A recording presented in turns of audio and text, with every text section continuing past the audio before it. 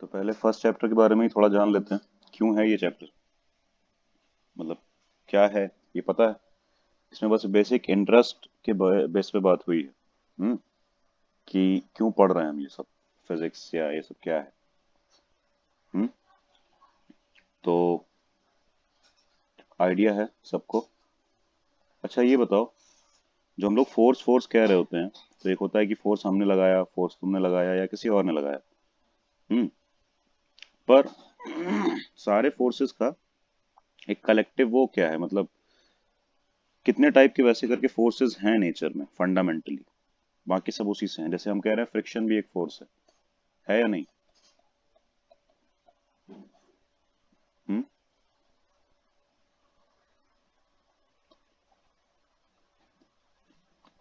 आरम, संजीव, जवाब दो। हाँ सर। फ्रिक्शन फोर्स है।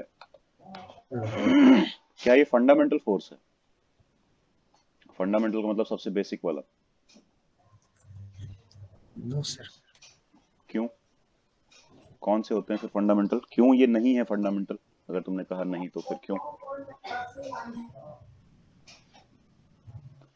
फंडामेंटल कौन से फोर्सेस हैं, नाम पता है किसी को? आरम, पता है?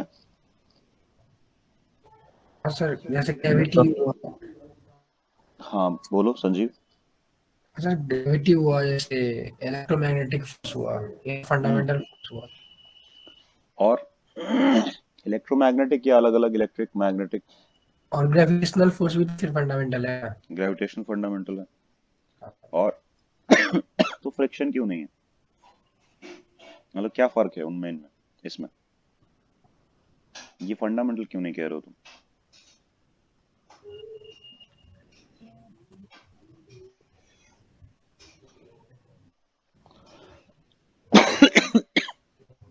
सॉरी। क्योंकि ये वाला फोर्स यस सर। ग्रेविटेशनल पे डिपेंडेंट है। Yes sir. पता है यस सर। कैसे डिपेंडेंट है? फ्रिक्शन ग्रेविटेशन पे कैसे डिपेंडेंट है?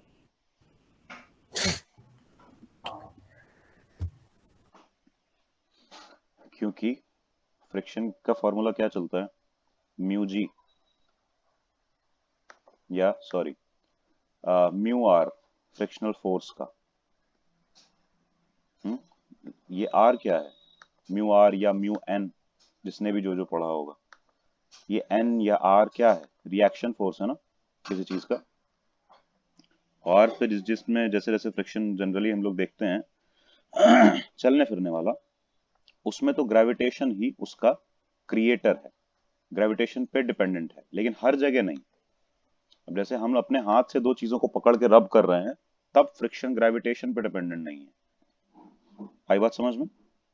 तब फिर दूसरे फोर्सेस हैं, उन पे डिपेंडेंट यस है सर। ना? लेकिन किसी न किसी पे डिपेंडेंट होगा। फ्रिक्शन कभी भी उसकी इंडिविजुअल एग्जिस्टेंस नहीं होती है। कोई दूसरा फोर्स होता है जो फ्रिक्शन को ट्रिगर करता है। यस। तो ऐसी कई सारी चीजें हैं। ये बस 10-15 मिनट का वो है इस वाले चैप्टर का। उसके बाद तुरंत स्टार्ट होगा units and measurement. Hmm yes ये ऊपर ऊपर से इसका वो बता दे रहे हैं कि क्या है, इंपॉर्टेंस बताई गई है इसमें बेसिकली कि हाँ फिजिक्स हम पढ़ ही क्यों रहे हैं, क्या यूज है हमारे नेचर में इन सब चीजों का, हमारी लाइफ पे कैसे इसका कोई असर पड़ रहा है। ठीक है। तो एक तो फिजिक्स के कुछ पार्ट्स हैं, जैसे कि classical physics, mechanics, electrodynamics, optics, thermodynamics, ये सब क्या है? फिजिक्स के ही पार्ट हैं सारे। ठीक है। यस।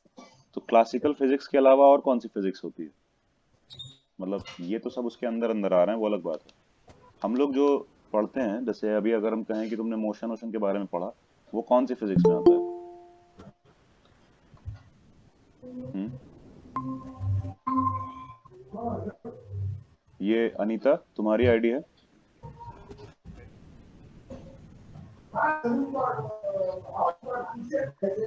हेलो अनीता, तुम्हारी आईडी है ये? जी। हाँ, तुम्हें वीडियो ऑन करने की जरूरत नहीं है, तुम ऑफ रख सकती हो। ठीक है। हाँ, वीडियो ऑफ कर दो। ठीक, चलो अभी कुछ निकला नहीं है। अभी हम लोग ऊपर ऊपर से ही बात कर रहे हैं। क्या चैप्टर चल रहा है? Physical world. ठीक है, 10-15 यस मिनट का चैप्टर है पूरा, बस ऊपर ऊपर से चीजें बतानी है। Yes sir. ध्यान देना। तो फंडामेंटली जो चीजें हैं, फिजिक्स का जो बेस है, जो हम लोग अभी तक पढ़ रहे हैं, तुमने अभी तक ज्यादातर कौन सी फिजिक्स पढ़ी है ये बताओ? वो क्लासिकल है या नहीं है? किसी को पता है क्लासिकल फिजिक्स क्या है? और इसके अलावा भी कौन सी फिजिक्स होती है? Modern physics. इसके अलावा होती है मॉडर्न फिजिक्स। सही है। फर्क क्या है दोनों में? कि मतलब ये पुरानी है और ये नई है, बस इतना ही फर्क है। नहीं सर। और क्लासिकल का मतलब तो होता है ना कि हाँ, जो काफी पहले का हो, है ना? क्लासिकल सॉन्ग या ऐसे सुना होगा। मॉडर्न का मतलब बिल्कुल नया हो। हम्म तो मॉडर्न फिजिक्स में क्या चीजों की पढ़ाई होती है? कौन सी चीजें आती हैं मॉडर्न फिजिक्स के अंदर में? क्या पढ़ते हैं हम? एक तरह से देखा जाए तो इसमें हम डीप नॉलेज लेते हैं एटॉमिक लेवल पे, ज्यादातर केस में मॉडर्न फिजिक्स में। समझ रहे हो? एटॉमिक यस लेवल पे, न्यूक्लियर लेवल पे, न्यूक्लियस तक जाते हैं, न्यूक्लियस के अंदर जाते हैं। हम्म तो ये सारी चीजें हैं मॉडर्न में आती हैं, लेकिन जो ऊपर ऊपर से हम सब सब चीजें पढ़ रहे होते हैं ना फिजिक्स में, वो सब क्लासिकल में आता है। यानी कि तुमने जो फोर्स, ये वो चीजें सब पढ़ी हैं, मोशन वगैरह, ये सब क्लासिकल में है फिलहाल। जितने भी ये रूल्स हैं ना, ये सब क्लासिकल के हैं। तुमने जो पढ़ा है कि V = U+80, ये सब जो पढ़े हुए हैं, 9th से भी पढ़ा होगा, अभी भी पढ़ा है। ये सब कौन से किसके रूल्स हैं? क्लासिकल फिजिक्स के रूल्स हैं। मॉडर्न में काम नहीं आते हैं। बात आ रही समझ में? ये रूल्स सेम मॉडर्न में काम नहीं करते, मतलब ज्यादा वैसी डीप फिजिक्स में काम नहीं करते हैं, एटॉमिक लेवल के फिजिक्स में काम नहीं करते हैं। सही है। Yes quantum sir. फिजिक्स में, मॉडर्न फिजिक्स को क्वांटम फिजिक्स भी बोल सकते हैं। हम्म यस सर। तो ये ऊपर ऊपर से था। और जितनी भी अभी हम लोग चीजें पढ़ते हैं ऊपर, ये मोशन के बारे में, फोर्स के बारे में, वगैरह वगैरह, ये सब क्लासिकल फिजिक्स का पार्ट है। और जब हम लोग देखेंगे कि न्यूक्लियस में क्या हो रहा है, एक्चुअली हो क्या रहा है वहां पे, और कैसे हो रहा है, क्यों हो रहा है, क्या रीजंस हैं, वो सब देखेंगे, तब हम बात कर रहे होंगे मॉडर्न फिजिक्स की। सही देखा जाए तो। ठीक है। बाकी सब ब्रांचेस काफी सारी होती हैं। Classical physics deals mainly with macroscopic phenomena, मतलब बड़ी चीजों के लिए जो पहले डेवलप हुई। क्लासिकल क्यों बोला गया? क्योंकि ये पहले डेवलप हुई है। पहले लोगों को वो ऊपर ऊपर से चीजें पता चली ना, एटॉमिक लेवल पे तो बाद में पता चली हैं सब चीजें। आई बात समझ में? ठीक है, यस। एक सेकेंड होल्ड करना। ठीक है।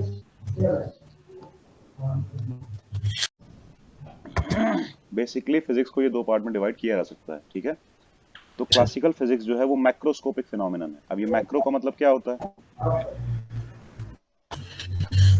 बिग, सर एक बड़ी चीजें। नोट दिखाओगे? आवाज तुम्हारी कट रही है संजीव। हाँ हेलो। हाँ, क्या कह रहे हो? सर आप नोट भी लिखवाओगे? नहीं, नोट जिसको बेसिक छोटा मोटा कुछ करना है वो कर सकता है, इसमें तो वैसे भी कुछ नोट करने वाला नहीं है। यूनिट्स एंड मेजरमेंट से स्टार्ट होगा, लेकिन हम वो करवाएंगे नहीं, लिखवाएंगे नहीं नोट्स। ठीक है। क्योंकि देखो, नोट्स भरे पड़े हैं ऑनलाइन, हम सजेस्ट कर यस। देंगे इनके नोट्स डाउनलोड कर लो, वो कर सकते यस हो तुम सर, लोग। आप सजेस्ट कर देना ठीक है ना? हाँ, अगर व्हाट्सएप। वैसा होगा तो हम बता देंगे, सजेस्ट कर देंगे, अगर तुम लोगों को समझ में नहीं आता है तो। लेकिन बनवाने का कोई खास मीनिंग है नहीं, वो तुम लोग बेसिकली छोटा छोटा बना सकते हो, अपना कुछ कुछ चीजें इंपॉर्टेंट वाली लिख सकते हो। हाँ समझ मतलब रहे हो? रैपिड, कभी रैपिड के एग्जाम के लिए तो अच्छा हाँ लगता हाँ, तो वो उसके वो वैसे ठीक है, वो तुम किसी के भी नोट्स डाउनलोड कर लोगे ना, काम चल जाएगा। ठीक है। बाकी ये जो वैसे हैं, और छोटी मोटी वो बुक्स भी आती हैं, हैंड बुक आती हैं, वो हम है। बता देंगे, जो अच्छी होती हैं, मतलब उसमें क्विक रिवीजन के लिए पूरा दिया होता है। लेकिन इसमें जो हम करेंगे क्लास में, ये तुम लोगों को कोशिश करनी है कि ओपन माइंड से, ढंग से समझो हर एक चीज को, क्योंकि अल्टीमेटली इसी से क्वेश्चन सॉल्व होने वाला है, चाहे वो थियोरेटिकल हो, चाहे वो न्यूमेरिकल हो। सीरियसली बता रहे हैं। ये जो आज तक एक सबसे बड़ी प्रॉब्लम पता है क्या है स्कूल की, स्कूल कोचिंग्स की, कि तुम लोगों को बताया गया होगा हाँ। कि फिजिक्स में थियोरी होती है, हम्म। डायग्राम्स होते हैं, फिगर्स होते हैं, और और क्या चीजें हैं, चार्ट्स होते हैं, और न्यूमेरिकल्स होते हैं, है ना। ये सब बताया गया होगा अलग अलग, ये सब अलग अलग करना पड़ता है, कुछ अलग नहीं है, सब एक से ही जुड़ा हुआ है। एक चीज समझ लो, सब कुछ समझ में आने लगता है। हम्म। एक बार ओवरऑल वे में समझना पड़ता है, ठीक है। Yes. जैसे जैसे बताएंगे समझ में आएगा। चलो देखते हैं। तो ये मैक्रोस्कोपिक वर्ल्ड वाला फिजिक्स है। क्लासिकल फिजिक्स पहले डेवलप हुआ था, क्योंकि पहले क्लासिकल फिजिक्स मतलब क्लासिकल नाम से पता चला ना पहले, लेकिन शुरू में किसी भी चीज के बारे में ऊपर ऊपर से पता होता है, मैक्रो लेवल पे पता होता है, माइक्रो लेवल पे किसी चीज के बारे में नहीं पता होता है। समझ रहे हो। जैसे नीट एग्जाम बहुत बार हो चुका है, तो अब इसके बारे में माइक्रो लेवल पे लोगों को पता चल चुका है कि ठीक है ऐसे ऐसे प्रिपेयर करेंगे तो हो सकता है, हो जाएगा ये चीजें करनी पड़ती हैं, उसके बाद हो जाएगा। ये माइक्रो लेवल हो गया, यानी कि किसी चीज को बहुत डीप में देखना, बहुत इनर लेवल तक देखना। और मैक्रो का मतलब है कि बस ऊपर ऊपर से पता है, जो सामने दिख रहा है बस बेसिकली वही पता है कि ठीक है ये सिलेबस है, ये है, ये वो है, लेकिन फाइनली अंदर तक डीपली नहीं पता है। और माइक्रो में क्या होता है कि बहुत डीप रूटेड तरीके से पता है, सब कुछ पता है। आई बात समझ में। तो माइक्रो फिजिक्स क्लास उसमें मॉडर्न में आती है। मैक्रो फिजिक्स जो बड़े लेवल की फिजिक्स, बड़ा मतलब साइज में बड़ा, जैसे कि तुम जो आमने सामने चीजों को देख रहे हो वो सब साइज में बड़ी है, एटम साइज में छोटा है, तो एटम वाली फिजिक्स माइक्रो में चली जाएगी, ठीक है। और मैक्रो फिजिक्स में ये सब इंक्लूड होता है, मैकेनिक्स, इलेक्ट्रोडायनेमिक्स, ऑप्टिक्स, थर्मोडायनेमिक्स। अभी जो हम लोग चीजें पढ़ेंगे इसके जस्ट बाद वो होगी मैकेनिक्स, ठीक है। मोशन के बारे में, फर्स्ट दो चैप्टर किस बारे में है, शुरू के यूनिट्स एंड मेजरमेंट के बाद मोशन के बारे में है। उसके अलावा laws of motion, force source के बारे में जो होगा वो सब मैकेनिक्स में आता है, ठीक है। रोटेशन रोटेशन तक, यानी कि फर्स्ट वाली बुक लगभग पूरी डेडिकेटेड है मैकेनिक्स को, पूरी इसके ऊपर बेस्ड है फर्स्ट वाली बुक, ये वाली पार्ट वन, अगर हम एनसीईआरटी की बात करें तो, ठीक है। और ज्यादातर कोर्सेज की फर्स्ट वाली जो मतलब फर्स्ट पार्ट ऑफ फिजिक्स है वो पूरी मैकेनिक्स ही है। आई बात समझ में। तो स्टार्टिंग के टॉपिक कॉमन। और इलेक्ट्रोडायनेमिक्स क्या है, इसमें हम इलेक्ट्रॉन लेवल पे बात करते हैं, मतलब ये भी क्लासिकल फिजिक्स में ही आता है पर ऊपर ऊपर से बात करते हैं, ठीक है। कि एक चार्ज है तो उसमें फील्ड्स होती हैं एंड सो ऑन। ऑप्टिक्स में क्या है तुम लोगों को पता है, किस बारे में बात होती है ऑप्टिक्स में, क्या पढ़ते हैं हम लोग, लाइट के बारे में, रिफ्लेक्शन, रिफ्रैक्शन वगैरह वगैरह, लाइट क्या क्या फिनोमेना शो करती है उसके बारे में पढ़ते हैं। तो ये भी ऊपर ऊपर की चीजें हैं। थर्मोडायनेमिक्स में हीट के बारे में, है ना, सब हीट से रिलेटेड है। इसका मतलब मैकेनिक्स मास से रिलेटेड है, इलेक्ट्रोडायनेमिक्स इलेक्ट्रॉन से रिलेटेड है, ऑप्टिक्स जो है वो लाइट से रिलेटेड है, और जो थर्मोडायनेमिक्स है वो हीट से रिलेटेड है। क्लियर हुआ क्या बात हो रही है। ये सब हैं हमारे आसपास की चीजें। मास कोई हमसे मतलब अनजाना टाइप का चीज तो है नहीं, इलेक्ट्रॉन भी हम जानते हैं, लाइट के बारे में भी हमें पता है, हीट के बारे में भी पता है, पर इसको डीप समझने के लिए इन सब ब्रांचेस को स्टडी करना पड़ता है। और 11 से लेकर 12th तक तुम लोगों को ये सब पढ़ना पड़ेगा मिला के, समझ रहे हो। इसीलिए ध्यान से हर चीज को समझना। और ऐसा नहीं है फिजिक्स समझोगे ना सही से तो केमिस्ट्री में भी बहुत सारे टॉपिक्स, बहुत सारी चीजें समझ में आने लगती हैं। जैसे डायपोल का सिस्टम क्या होता है, डायपोल कैसे वर्क करता है, हम्म, काफी कुछ। किसी को बीच में कंफ्यूजन लग रही हो कि हम क्या बातें कर रहे हैं तो जरूर बता देना, ध्यान रखना, ठीक है।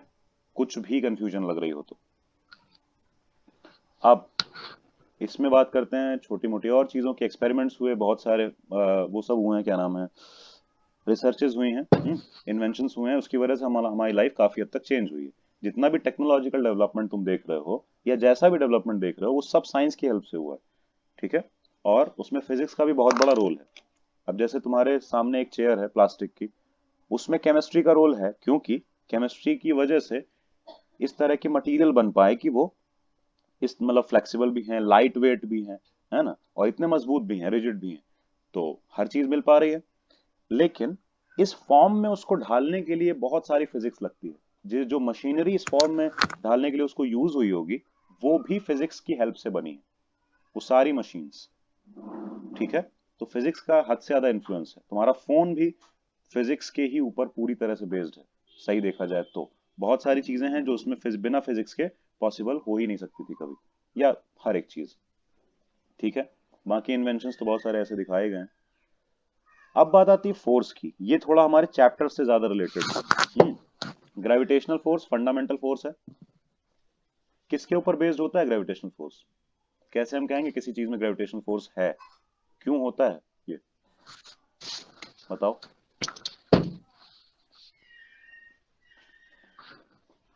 कोई भी बता सकता है। आरम।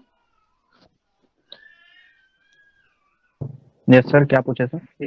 ग्रेविटेशनल फोर्स किस वजह से होता है किसी भी चीज में? अगर तुम कहो कि अर्थ के पास है तो क्यों है, उसका रीजन क्या है? नहीं पता सर। और कोई बताएगा?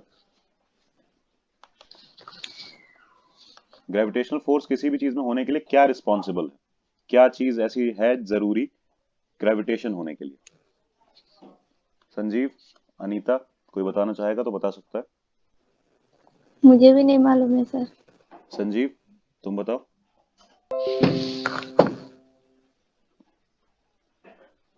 सुन रहे हो संजीव?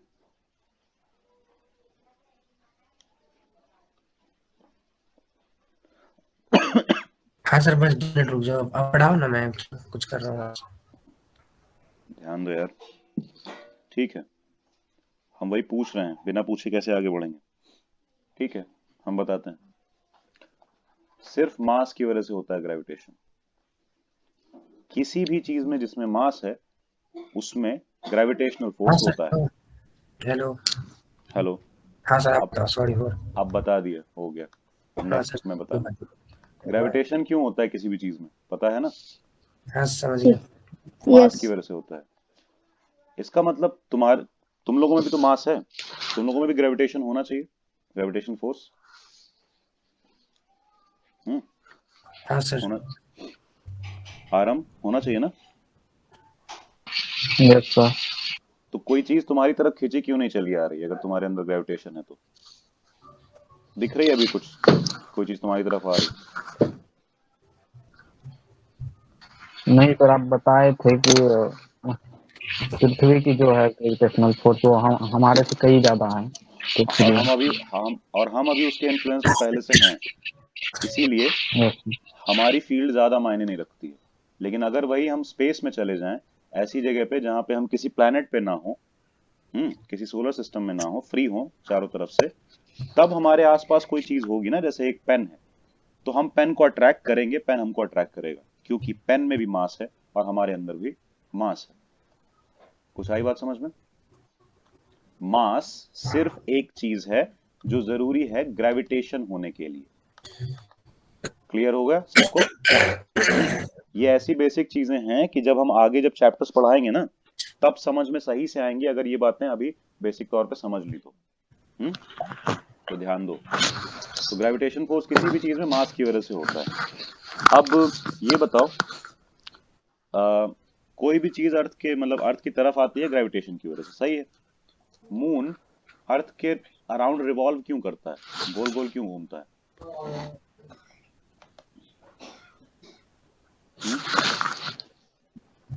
वो भी ग्रेविटेशन की वजह से। Yes sir. लेकिन ग्रेविटेशन की वजह से खींचना तो समझ में आता है, फोर्स लगा के गोल गोल घुमाना समझ में कैसे आता है? फोर्स लगा के गोल गोल कैसे घुमाते हैं? Centripetal force sir. Centripetal force से। पता है सबको बेसिक तौर पे, ऊपर ऊपर से भी, कि कोई भी चीज के सर्कल में घूमने के लिए सेंटर की तरफ एक फोर्स चाहिए होता है।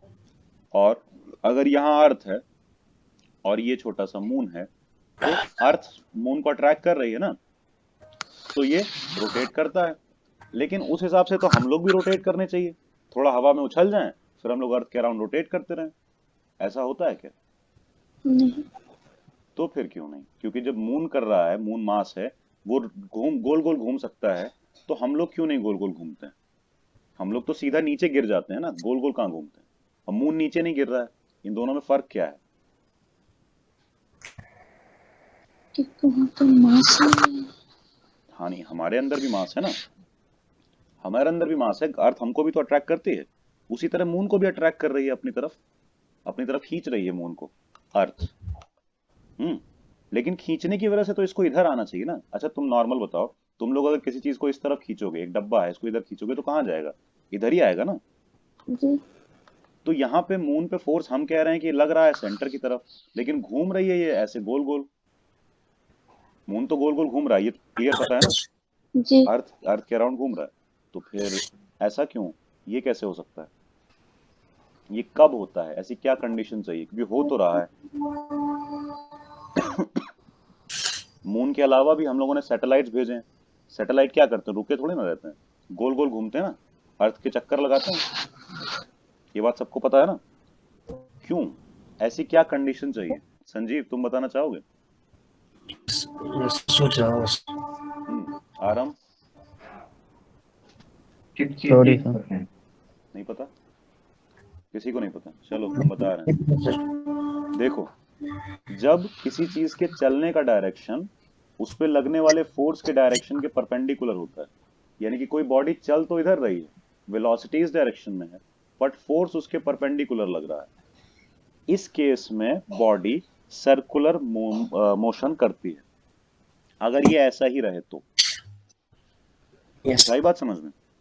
तो अगर हम लोगों को भी, हम लोग जो मास हैं, हम लोगों को भी ऊपर ले जाके अर्थ के, और जैसे ऊपर हाइट पे जाते जाएं एक प्लेन के थ्रू गिरा दिया जाए, लेकिन ऐसे कि हम लोग यहाँ पे हैं, यहाँ से प्लेन से हम लोग को गिराया गया और हम लोगों की वेलोसिटी परपेंडिकुलर हो जाए ग्रेविटेशनल फोर्स के, तो पता है क्या होगा?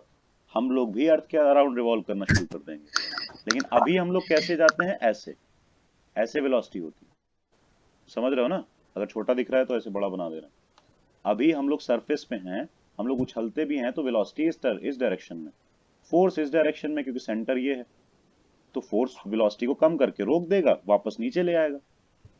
कोई भी चीज ऊपर फेंक के देखो, कोई भी छोटी मोटी चीज, पेन ऊपर फेंको, क्या होता है? ऊपर तुमने वेलोसिटी दी, वो थोड़ा ऊपर गई, यहाँ पे रेस्ट पे आ गई, मतलब रुक गई, उसके बाद वो नीचे आना शुरू हो गई, क्योंकि फोर्स अल्टीमेटली डाउनवर्ड था ना उसके ऊपर, इसीलिए। कुछ आई बात समझ में? ध्यान रखना। तो हम लोगों को भी अगर परपेंडिकुलर वेलोसिटी मिल जाए तो हम लोग भी रिवॉल्व कर सकते हैं। परपेंडिकुलर मतलब फोर्स के डायरेक्शन के वेलोसिटी का डायरेक्शन 90 डिग्री पे होना चाहिए। किसको Yes, नहीं sir. समझ में आया? अनीता, जी आया समझ में? क्लियर नहीं हुआ सर। कभी भी कोई भी चीज, जैसे तुम अगर एक धागा है उसको पकड़ लो, यहाँ पे उसमें एक पत्थर बंधा हुआ है, ठीक है, जी तो पकड़ के गोल गोल घुमाते हैं ना, बच्चे नहीं घुमाते हैं? जी गोल गोल घुमाते हैं, वो कैसे घुमाते हैं? उसमें फोर्स किधर लगता है? हम तो सिर्फ धागे को खींचते हैं ना, हल्का सा जी घुमा रहे होते हैं। हम इस वाले पत्थर को तो ऐसे यहाँ पे फोर्स नहीं लगा रहे होते हैं ना, जाके उसको तो हम छू भी नहीं रहे हैं। हम सिर्फ धागे को खींच सकते हैं, और धागा भी इधर या इधर फोर्स लगा नहीं सकता है। एक धागा या यस रस्सी को क्या किया जा सकता है? सिर्फ खींचा जा सकता है, टेंशन दिया जा सकता है। तो फोर्स इधर है, लेकिन ये ऐसे गोल गोल घूम रहा है, क्योंकि जब धागा यहाँ पे है तब भी फोर्स इस तरफ है, लेकिन धागा इधर जा रहा है, धागा यहाँ, मतलब पत्थर इधर जा रहा है, फिर यस यहाँ पे है, पत्थर इधर जा रहा है, लेकिन फोर्स किधर है? इस तरफ, टेंशन। तो यहाँ पे क्या दिख रहा है? वेलोसिटी से फोर्स का डायरेक्शन परपेंडिकुलर, टेंशन फोर्स यहाँ पे। तो इस केस में वो फोर्स टेंशन फोर्स है। यस कुछ आई बात समझ में? पत्थर ऐसे जी उठाओ और हल्का सा उसको वेलोसिटी दी जाती है, बस उसके बाद क्या करना होता है? बस धागा सही से खींचे रहना होता है, बस खाली अपनी उंगलियों को घुमाना पड़ता है कि धागा इस तरफ से खींचना है कि इस तरफ से खींचना है कि इस तरफ से खींचना है, बस हल्का हल्का सा, ज्यादा कुछ कहाँ करना पड़ता है। नोटिस किया है ना? जैसे ही तुम यस धागे को ढीला छोड़ते हो, ये फोर्स कम करते हो, तब ये पत्थर उधर ही जाने लगेगा, फिर ये मुड़ेगा नहीं। सर्कल में घूमने के लिए मुड़ना पड़ता है ना, मुड़ेगा नहीं। आई बात समझ में? तो यस बेसिक तौर पे ये सिस्टम होता है, इसीलिए ग्रेविटेशन में कुछ चीजें घूम रही हैं और कुछ चीजें उसकी तरफ खिंची चली आ रही हैं। ग्रेविटेशन फोर्स इस तरह का फोर्स है कि ये कभी भी रिपल्सिव नहीं होता है, यानी कि पुश नहीं करता है? मतलब दूसरी तरफ पुश नहीं करता है, जबकि मैग्नेटिक फोर्स क्या करता है? पुश भी करता है, पुल भी करता है ना? देखा है ना? दो मैग्नेट अगर हम नॉर्थ नॉर्थ पास लेके आए तो पुश करने लगते हैं एक दूसरे को, लेकिन अगर नॉर्थ साउथ पास लेके आए तो पुल करने लगते हैं, अट्रैक्ट करने लगते हैं। आई ना बात समझ में? लेकिन ग्रेविटेशन फोर्स कभी भी पुश नहीं करता है, हमेशा पुलिंग फोर्स होता है, खींचता है, अट्रैक्शन फोर्स होता है। ठीक है, और इसी तरह के फोर्सेस से हम आराम से ये रोटेशन बना सकते हैं जब चाहे तो। ठीक है, जैसे हम रस्सी से बना लेते हैं उस पत्थर का रोटेशन, गोल गोल घुमा सकते हैं हम उसको। फर्क इतना है कि धागे या रस्सी में हम टेंशन फोर्स का यूज कर रहे हैं as a centripetal force. Clear है? जी। तो मून रोटेट करने का तो समझ में आ गया। अर्थ क्यों रोटेट कर रही है सन के अराउंड? वो भी ग्रेविटेशन की वजह से कर रही है, क्योंकि सन भी क्या है, बहुत सारा मास, अर्थ भी क्या है, मास। दो मास आपस में ग्रेविटेशन फोर्स लगाते हैं एक दूसरे के ऊपर। ठीक है, कोई भी दो मास, जैसे चार्ज का पता है ना तुम लोगों को कि एक चार्ज है पॉजिटिव, एक चार्ज है नेगेटिव, फोर्स लगाएंगे एक दूसरे पे या नहीं? एक पॉजिटिव चार्ज है, एक नेगेटिव चार्ज है, फोर्स लगाते हैं कि नहीं चार्ज एक दूसरे पे? Yes Anita sir. बताओ।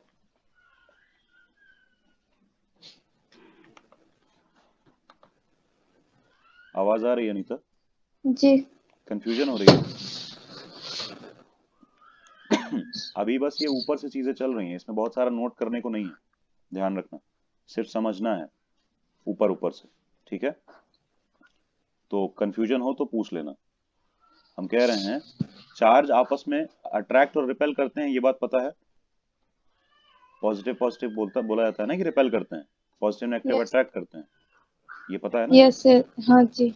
हाँ, उसी की बात कर रहे हैं। तो एक पॉजिटिव चार्ज एक नेगेटिव चार्ज है, तो क्या फोर्स लगाएंगे ना एक दूसरे को, क्योंकि अट्रैक्ट करना रिपेल करने का मतलब क्या है, फोर्स लगाना, सीधी सी बात। चाहे अपनी तरफ खींचे चाहे अपने से दूर, दोनों में हम क्या कर रहे हैं, फोर्स लगा रहे हैं। क्लियर है? तो उसी तरह ग्रेविटेशन में दो मास फोर्स लगाते हैं आपस में एक दूसरे के ऊपर।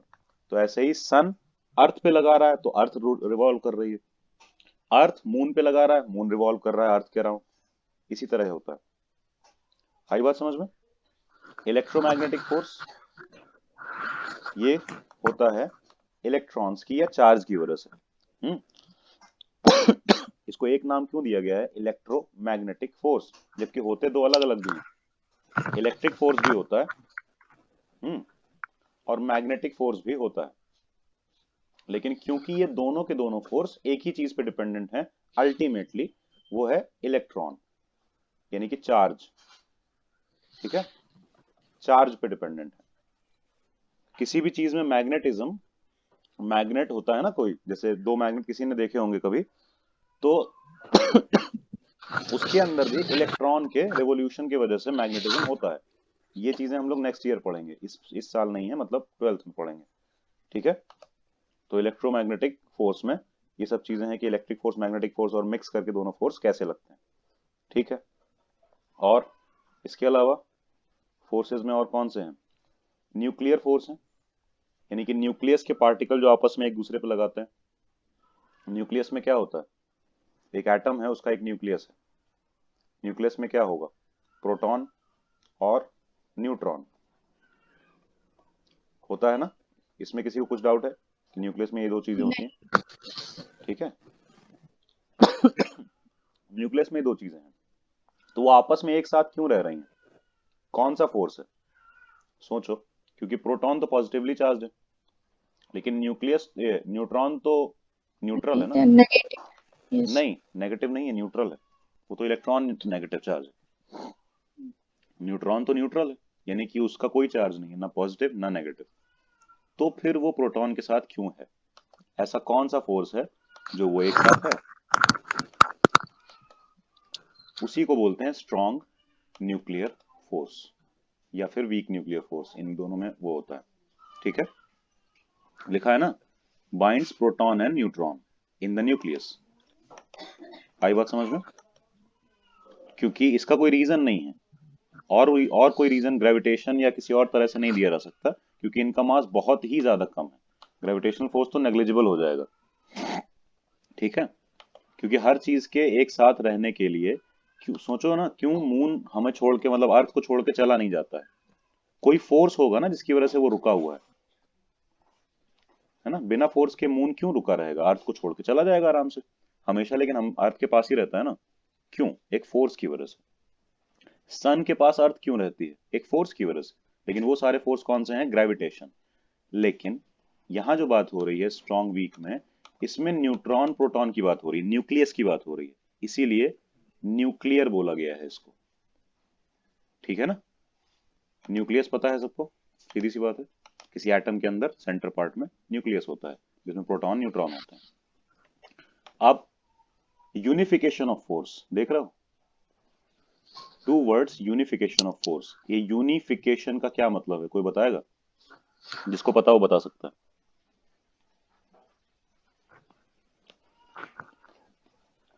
एक वन में कन्वर्ट कर देना सबको,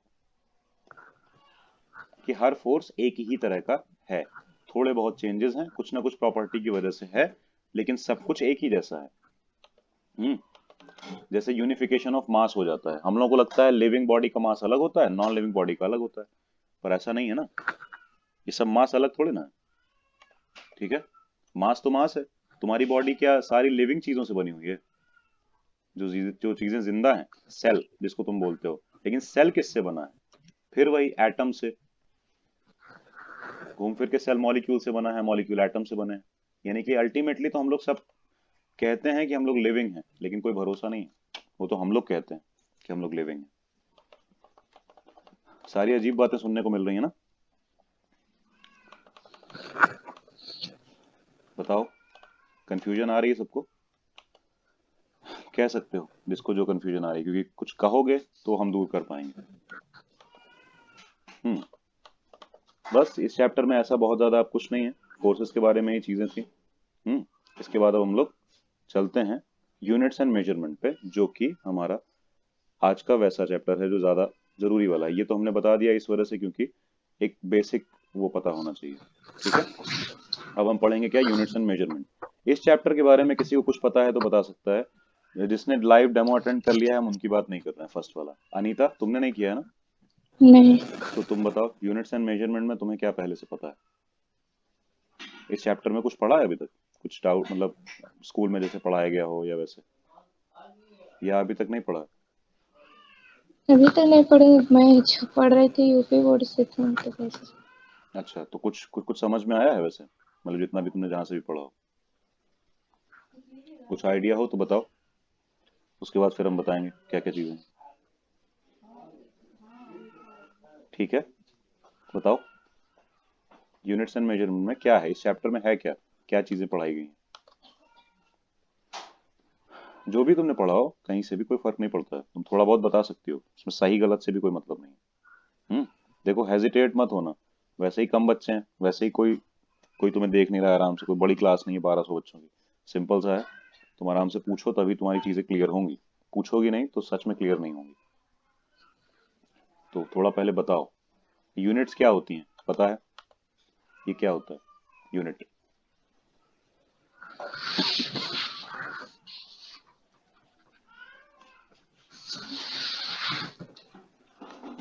अनीता, प्रॉब्लम है जी। कुछ?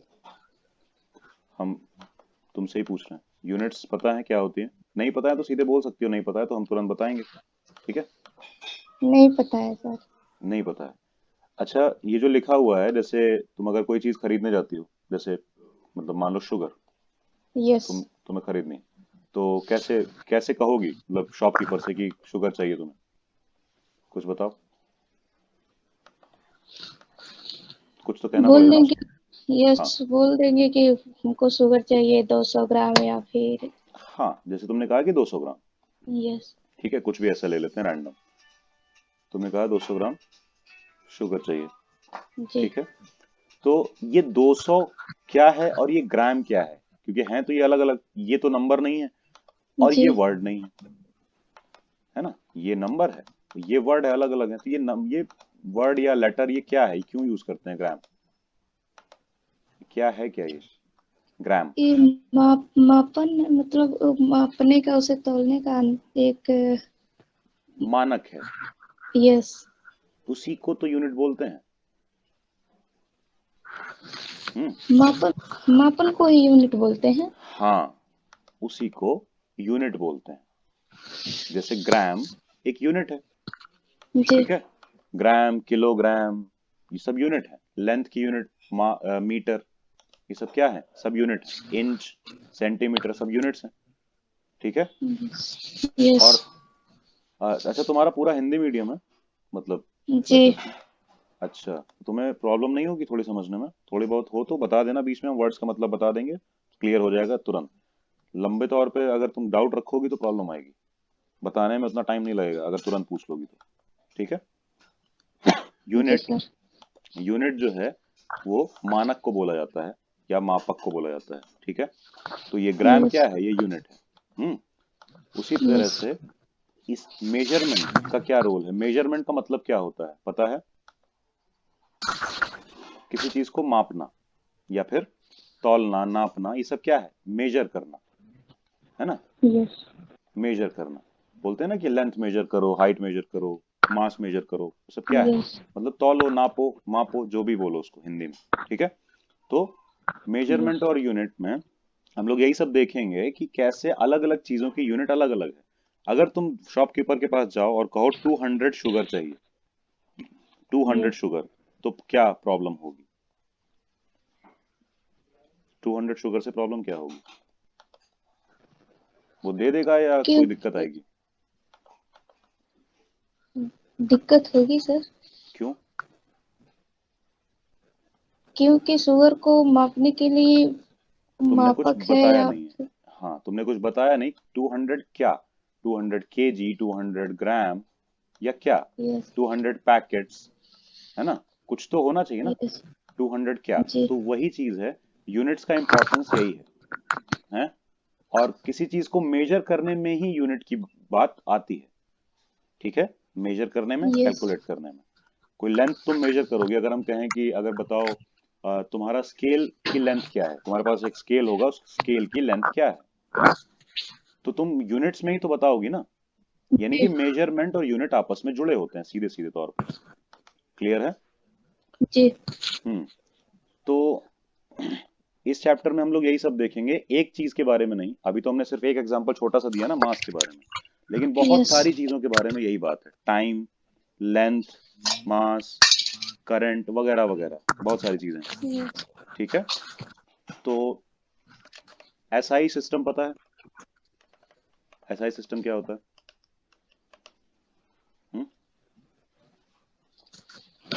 Standard international system. यूनिट को बनाने का सिस्टम है ये। यूनिट को तय करने का कि इसकी यूनिट ये रहेगी, उसकी यूनिट वो रहेगी। हम्म। ये सब वर्ल्ड की ऑर्गेनाइजेशंस हैं, पूरे दुनिया में है, कि ये बताते हैं कि ऐसे ऐसे इसकी यूनिट ली जाएगी। मास की यूनिट क्या लेंगे हम बेसिक तौर पे, लेंथ की यूनिट क्या लेनी चाहिए। आ रही बात समझ में? तो जी उन सब की यूनिट्स कैसे डिसाइड होंगी, ये लोग डिसाइड करते हैं। तो इसमें पहले तो कई सारे यूनिट्स आई, जैसे कि सीजीएस सिस्टम। सी का मतलब होता था यस सेंटीमीटर, जी का मतलब ग्राम, और एस का मतलब सेकेंड। सेकंड उसके बाद एफपीएस सिस्टम, उसके में था एफ का मतलब फुट, और ये सब लेंथ, मास और टाइम के हिसाब से हैं। सेंटीमीटर किसकी यूनिट है? लेंथ की। ग्राम किसकी है? मास की। और सेकेंड किसकी है? टाइम की। वही चीज यहां देखो, फुट किसकी यूनिट है? लेंथ की। पाउंड मास की यूनिट होती है, और सेकेंड फिर से टाइम की यूनिट। इसी ऑर्डर में इनका नाम रखा गया है, फुट, पाउंड, सेकेंड। ठीक है। FPS unit. अब तीसरा आता है एमकेएस यूनिट। तो इसमें मीटर, किलोग्राम, लोग सेकेंड। और एमकेएस से ही और ज्यादा एडवांस्ड होके एसआई यूनिट आई थी, सिस्टम इंटरनेशनल यूनिट। आई बात समझ में? एसआई यूनिट्स, जी इनको ही ज्यादातर माना जाता है। ज्यादातर क्वेश्चन जो सॉल्व होते हैं, न्यूमेरिकल्स होते हैं, उनमें एसआई यूनिट्स रखी जाती हैं। ठीक है। अब, और ये इसी से आई थी, इसी से थी, इसी का आगे का वर्जन था। इसमें सिर्फ तीन चीजों के बारे में बात हुई ना, लेंथ, यस मास, टाइम। लेकिन एसआई सिस्टम ने और भी कई चीजों के बारे में बताया, जैसे कि ये जो पूरी टेबल दी गई है। लेंथ, ये क्या है? 7 लंबाई fundamental quantities, physical quantities, fundamental physical quantities. सबको समझ में आ रहा है? फर्स्ट क्लास किसने अटेंड की थी? आराम, तुमने की थी क्या? Yes sir. हाँ, तो तुम्हारे लिए तो काफी हद तक सेम ही होगा। और ये क्या नाम है, संजीव, तुमने फर्स्ट नहीं वाली सर, क्लास अटेंड फर्स्ट की थी? क्लास नहीं, नहीं की फर्स्ट थी? क्लास में सर। ठीक है, तो ये समझ में आ रहा है ना, कुछ प्रॉब्लम तो नहीं है? नहीं, कोई प्रॉब्लम नहीं है। हाँ, बता देना, और इसमें भी इन्वॉल्व बीच बीच में हो सकते हो कुछ बताने के लिए, ओके कोई दिक्कत नहीं है, ठीक है? ओके सर, तो ओके। ये 7 फंडामेंटल फिजिकल क्वांटिटीज। अब ये फिजिकल क्वांटिटीज क्या होती हैं, ये कोई बताएगा?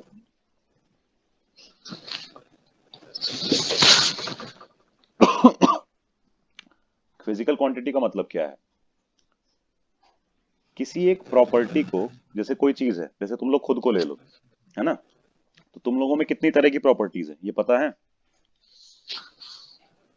तुम लोग अपनी बॉडी को ले लो या माइंड को ले लो, कुछ भी, पूरे बॉडी को ले लो, तो कितने तरह की प्रॉपर्टीज हैं? इनफाइनाइट। डिफाइन करते करते थक जाओगे, खत्म नहीं होंगी। Yes sir.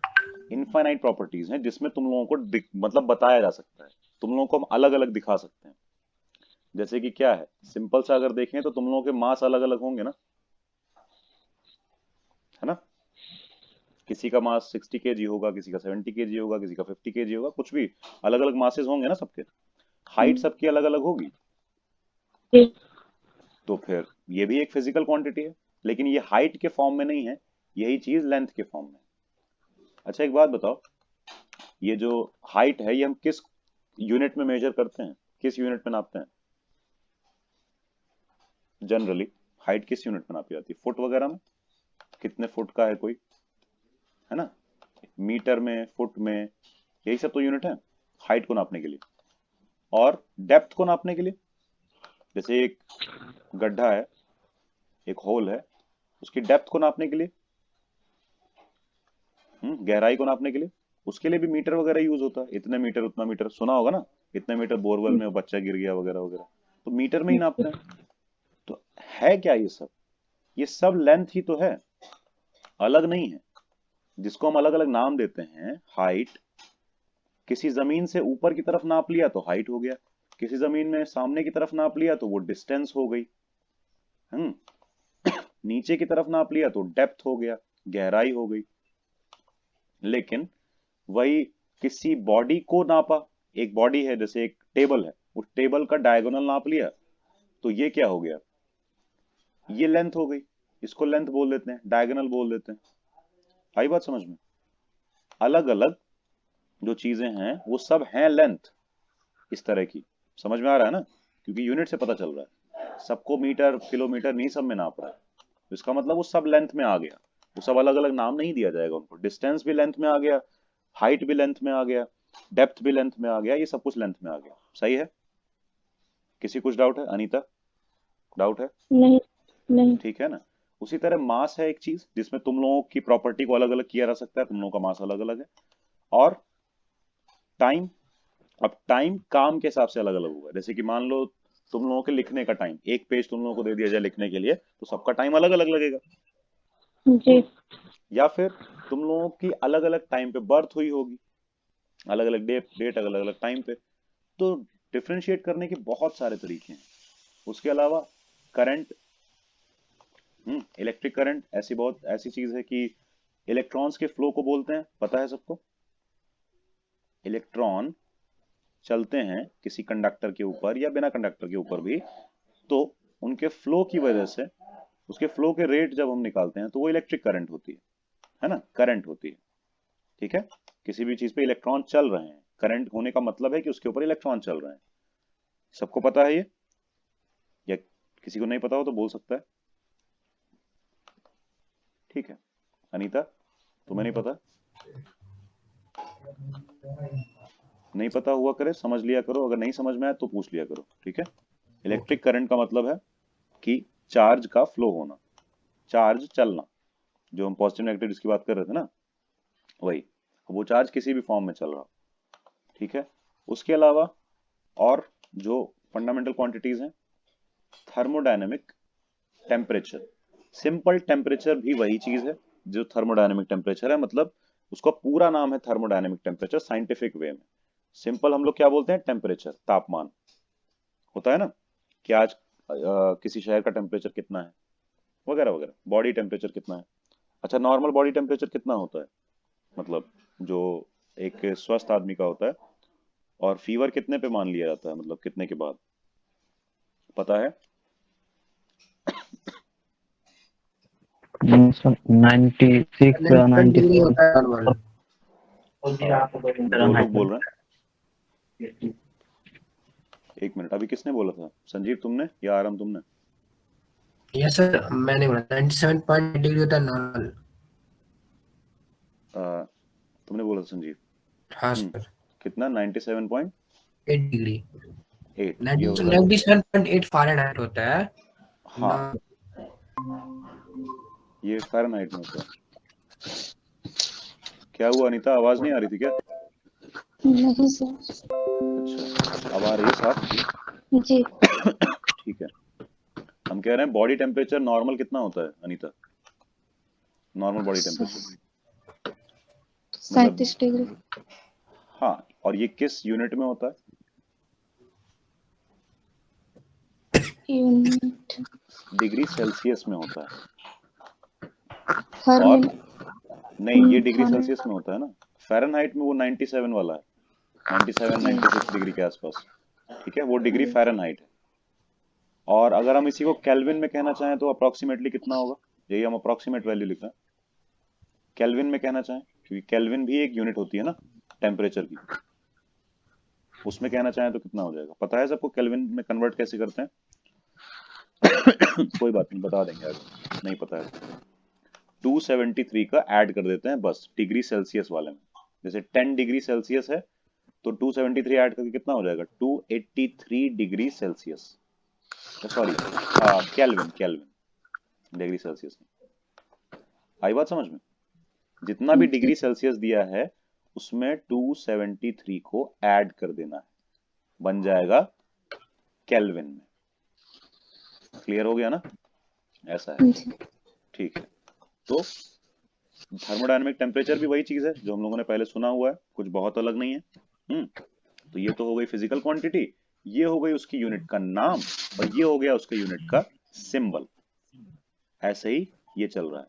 ये हो गया एम्पियर, यूनिट का सिंबल, ये हो गया यूनिट का नाम, और ये हो गया क्वांटिटी का नाम, फिजिकल क्वांटिटी का नाम। ठीक है, जैसे मास क्या है? फिजिकल क्वांटिटी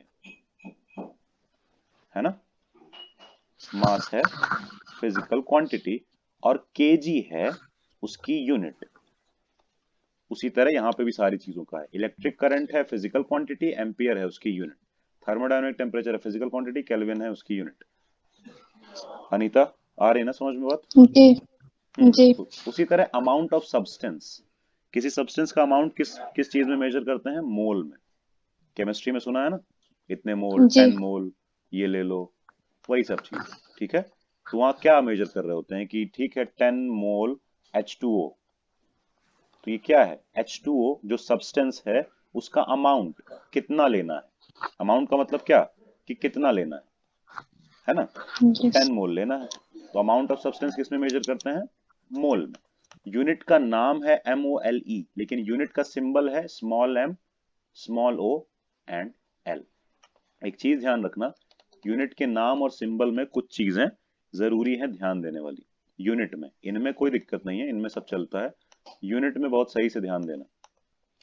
जब कोई भी यूनिट का पूरा नाम लिखा जाता है तो उसमें सारे लेटर स्मॉल यूज किए जाते हैं। देखना ध्यान से, चाहे वो किसी साइंटिस्ट का भी नाम क्यों ना हो।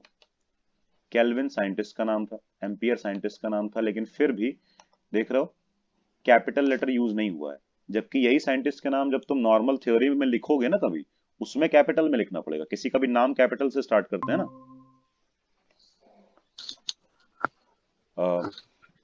अनीता, क्या हुआ? नेटवर्क प्रॉब्लम है? सर पता नहीं क्यों ऐसा हो जा रहा है, समझ में नहीं आ रहा है। आवाज नहीं आ रही है, आवाज चली जा रही है, कुछ और प्रॉब्लम आ रही है? आवाज क्लियर आ रहा है बट कभी कभी स्क्रीन तो खराब, मतलब अच्छा अच्छा बंद अच्छा, करना पड़ता है। तो कहीं और बैठ के देखना अगली क्लास में। ठीक है, अलग अलग जगह पे नेटवर्क की प्रॉब्लम हो जाती है ना। जहां बैठी हो सकता है वहां पे कम आ रहा हो। वैसे ठीक आता है नेटवर्क, सही चलता है नेट वहां पे, तुम्हारे यहाँ पे घर में?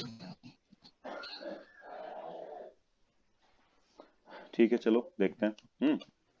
ध्यान दो सब कि अमाउंट ऑफ सब्सटेंस को इसमें मेजर करते हैं, और ये चीज देखना कि ये मीटर, Yes, किलोग्राम, mole.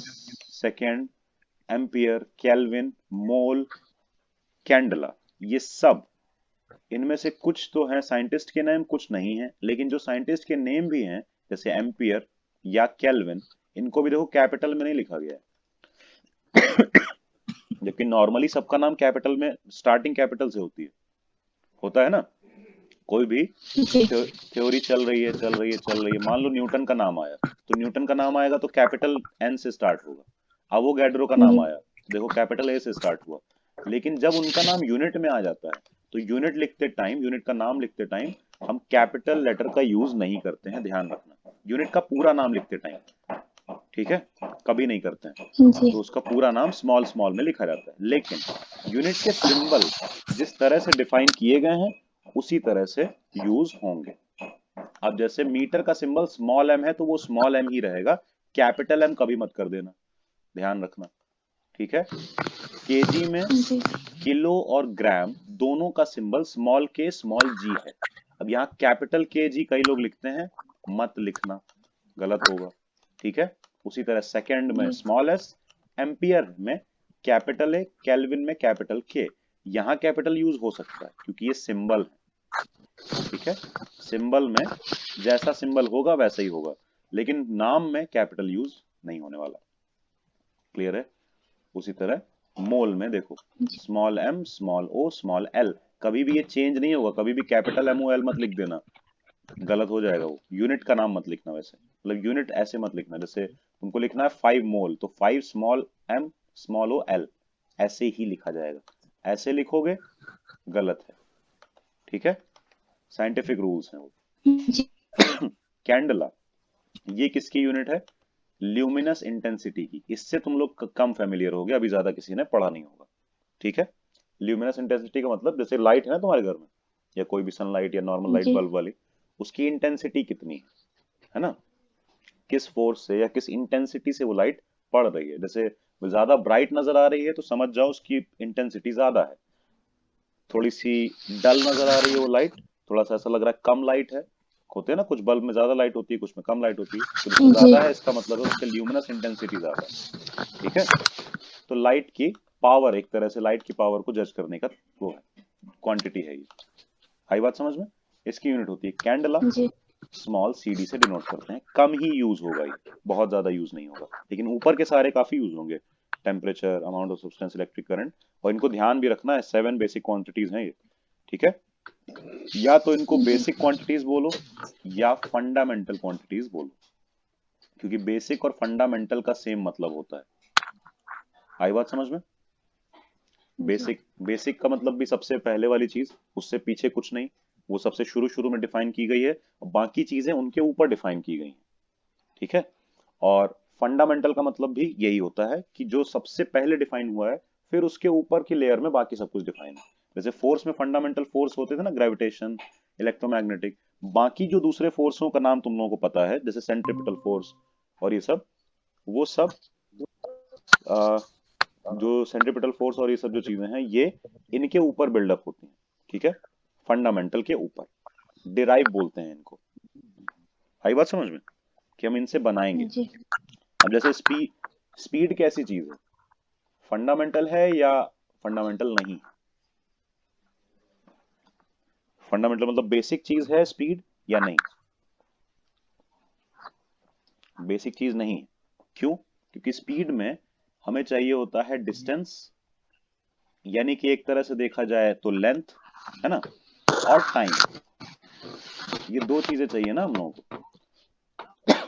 तो यस इन दोनों को मिला के बनी है स्पीड, इसका मतलब स्पीड फंडामेंटल या बेसिक तो नहीं है, ठीक है।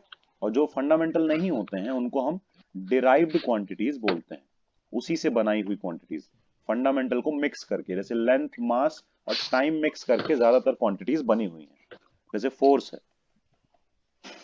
फोर्स है, फोर्स कैसे बना है? इन्हीं को मिक्स करके बना है।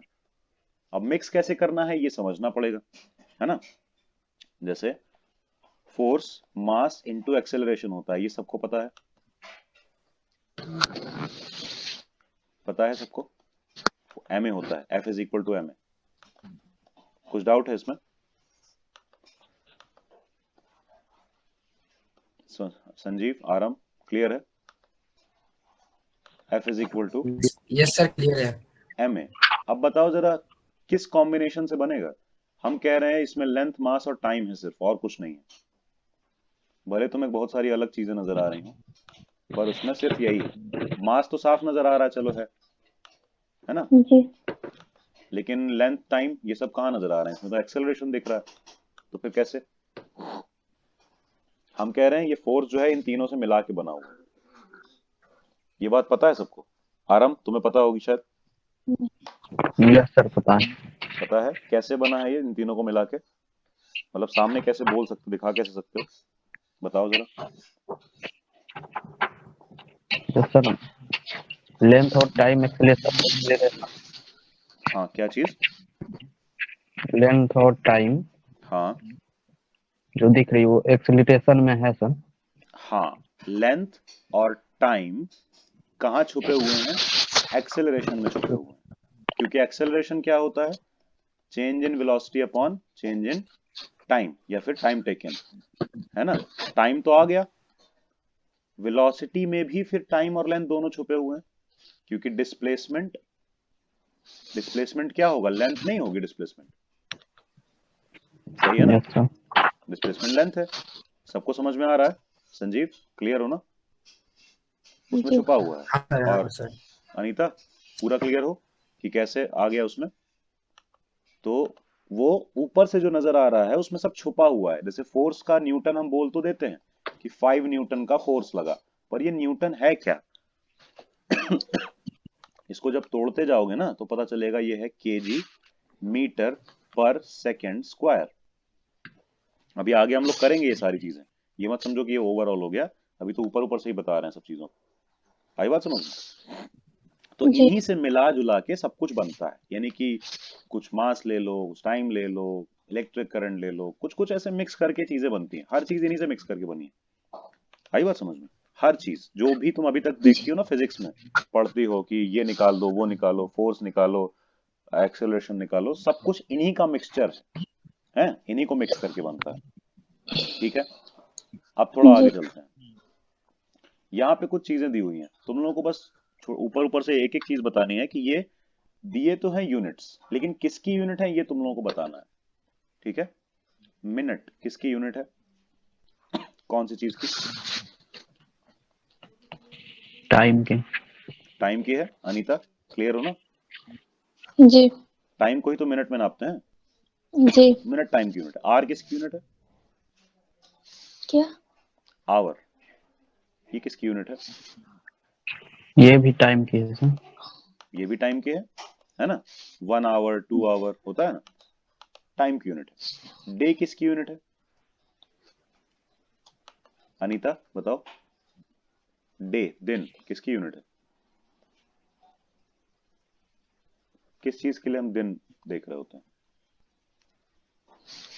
डे कंफर्म नहीं हो रहा है सर। ये टाइम भी की ही है टाइम ना? का ही। टाइम की ही तो यूनिट है, समय ही तो है सारा।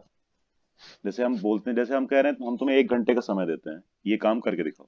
लेकिन यही, ये भी तो ऐसे बोल सकते हैं ना कि हम तुम्हें 1 दिन का समय देते हैं, यस एक यस दिन का टाइम देते हैं। तो ये दिन क्या है? जी टाइम का ही तो यूनिट है सारा। समय यस टाइम है। ईयर क्या है? वो भी टाइम का यूनिट है।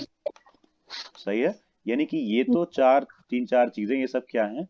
सब के सब टाइम की यूनिट है, टाइम लेकिन डिफरेंट है। ये भी है, सेकंड भी है ना? तो डिग्री, डिग्री किसकी यूनिट चलती है जनरली? किस चीज की यूनिट होती है डिग्री में? अभी कुछ बात हुई भी थी डिग्री के बारे में।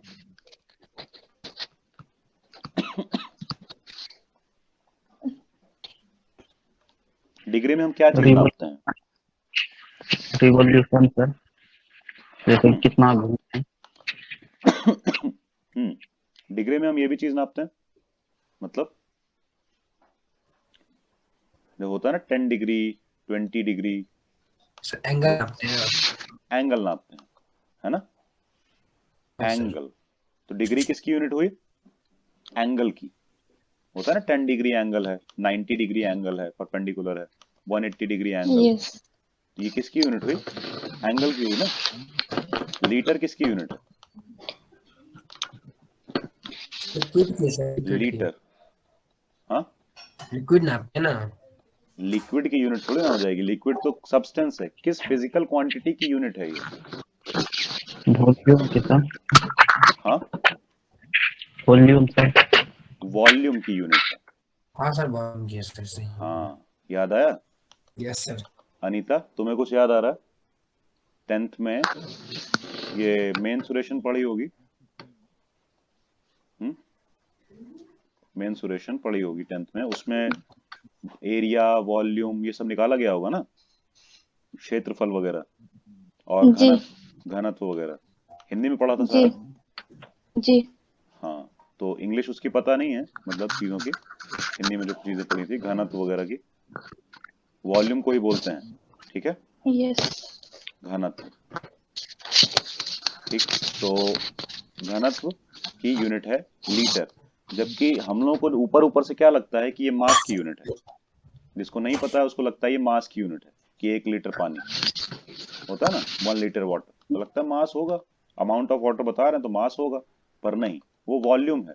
अच्छा, वॉल्यूम को कोई ठीक से बता सकता है कि वॉल्यूम है क्या आखिर? मास तो चलो समझ में आता है, टाइम समझ में आता है, वॉल्यूम क्या है? सर वॉल्यूम या वॉल्यूम, घनत्व कोई अगर समझा पाए तो। हाँ, सर बताओ। वॉल्यूम हाइट भी मतलब मैटर करता है, हाइट भी नहीं देता। तुम्हारी आवाज वो हो रही है, वॉबल हो रही हाँ है सर, एकदम से। मैं सर्दी बहुत है इसलिए आवाज खराब हो रही है सर। क्या हो गया? सर्दी बहुत है, अच्छा, नहीं इसलिए वो, मैं माइक पे नहीं आ रहा हूँ। अच्छा नहीं वो हो रहा है, क्या नाम, नेटवर्क कैसा लग रहा है कि कुछ गड़बड़ है या फिर? नहीं, वो मेरा आवाज ही खराब है। नहीं यार, बीच में रुक कम हो जा रही है आवाज वाली, खराब आवाज खराब वैसे करके नहीं है। ठीक है, तो ठीक है, बताओ, अच्छा बताओ, क्या कह रहे हो, वॉल्यूम कैसे समझाओगे? वॉल्यूम में हाइट भी लेते हैं ना।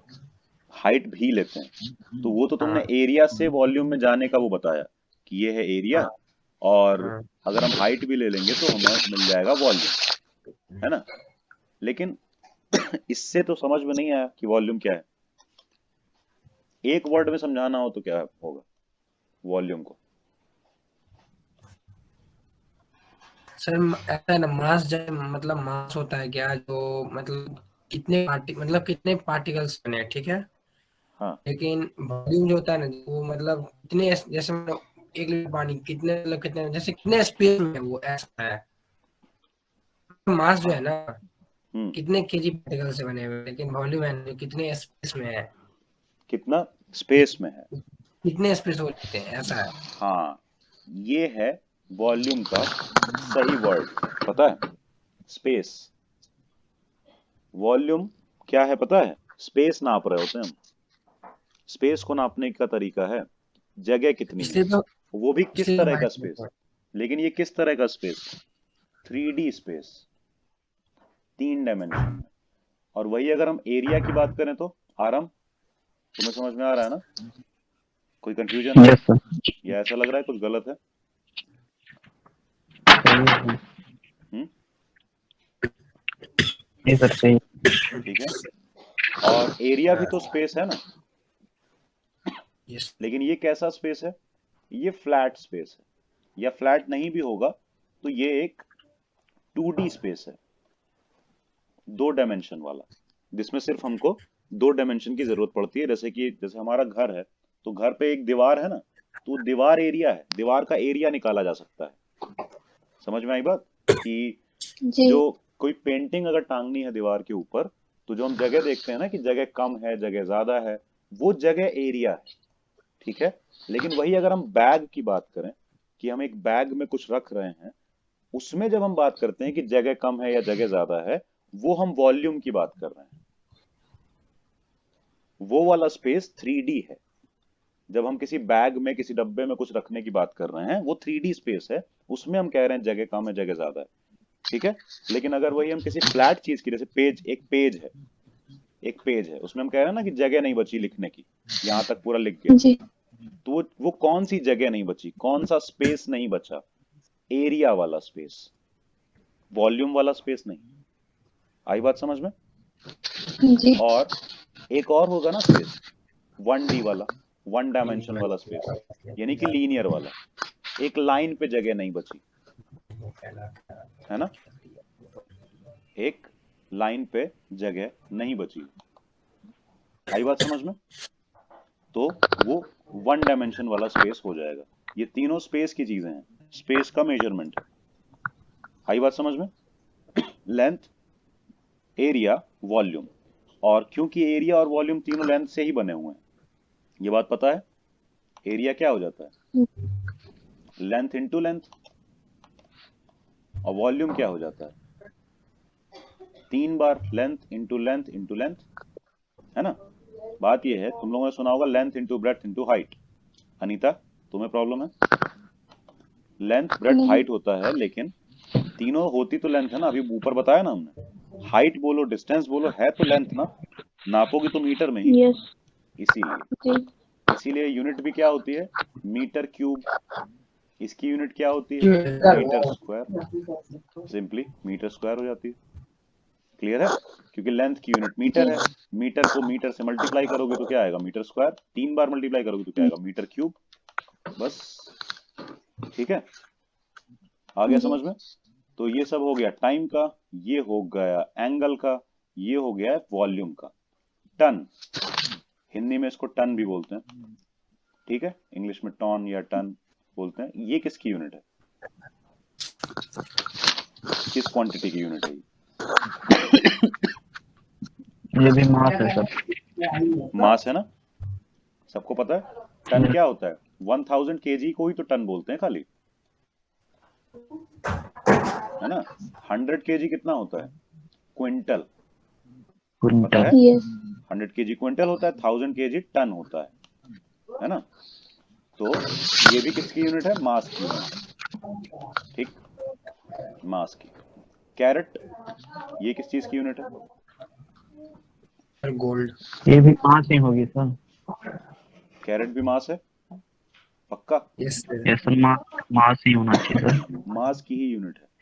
लेकिन यस सर, कैरेट तो 200। हम किसी चीज की प्योरिटी के हिसाब से बताते हैं कि गोल्ड की प्योरिटी इतनी है, 24 कैरेट गोल्ड है, या ये सब है, या डायमंड में भी कैरेट चलता है, तो उसमें फिर मास का कहाँ काम आया प्योरिटी बताने में?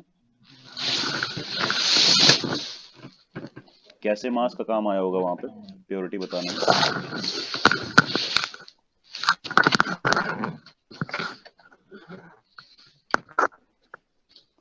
क्योंकि बात यह है, मिलावट करेंगे तो मास के फॉर्म में ही तो करेंगे।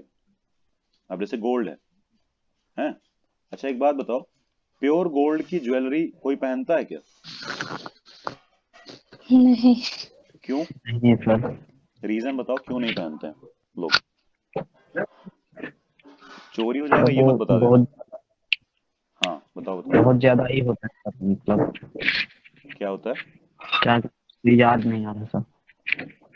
अच्छा मतलब मतलब उसकी पहनने प्रॉपर्टी है, लायक नहीं है। हाँ प्रॉपर्टी एक होती प्रॉपर्टी है। है, मतलब वो पहना नहीं जा सकता, मतलब अच्छा हम ऐसे बोल दें, वीक होता है, वीक होता है ऐसे। वीक होता है, कमजोर होता है ना, आसानी से मुड़ जाता है, ये कह सकते हैं। Yes property sir. है डक्टाइल, डक्टिलिटी होती है, डक्टिलिटी मेलिबिलिटी होती है, इस वजह से। लेकिन कमजोर बहुत होता है, सीधे साफ शब्दों में कहें तो, सिंपल तरीके से इतना कमजोर होता है कि अगर ज्वेलरी बना लोगे, पहन के अगर सो जाओ, तो सो जाओ, सुबह उठोगे तो टेढ़ा मड़ा मिलेगा, जो डिजाइन पसंद किया था दूसरा डिजाइन बन चुका होगा। आई बात समझ में? तो इस वजह जी। से प्योर गोल्ड कोई नहीं पहनता, उसमें कुछ परसेंटेज कॉपर वगैरह मिलाना पड़ता है, सिर्फ उसका रीजन ये है मजबूत करने के लिए। आई बात समझ में? थोड़ी उसकी स्ट्रेंथ बढ़ाने के लिए उसमें मजबूती आ जाती है, तो उससे क्या है फिर इजी हो जाता है कि हाँ ठीक है, पहन के कहीं भी दब वब जाएगा तो इतना आसानी से कुछ खराब नहीं होगा उसमें। आई बात समझ में? तो जी। वो जो मिलाएंगे हम, वो मास के फॉर्म में ही तो मिलाएंगे ना, कि जैसे 10 ग्राम गोल्ड है तो उसमें 1 ग्राम हमने मान लो कॉपर मिला दिया, ठीक है, कॉपर मिला दिया तो गोल्ड प्लस कॉपर का टोटल 11 ग्राम हो गया, ऐसे करके। तो प्योरिटी इसमें बता सकते हैं ना, 10:1 के रेशियो में है ना प्योरिटी। तो ऐसे ही मास के फॉर्म में ही तो कैरेट हुआ ना, यहाँ कैरेट के बारे में दिया है। कैरेट क्या होता है? 200 मिलीग्राम। 200 मिलीग्राम को कैरेट बोलते हैं। आई बात समझ में? मिलीग्राम पता है ना mg, काफी स्मॉल यूनिट, ठीक है।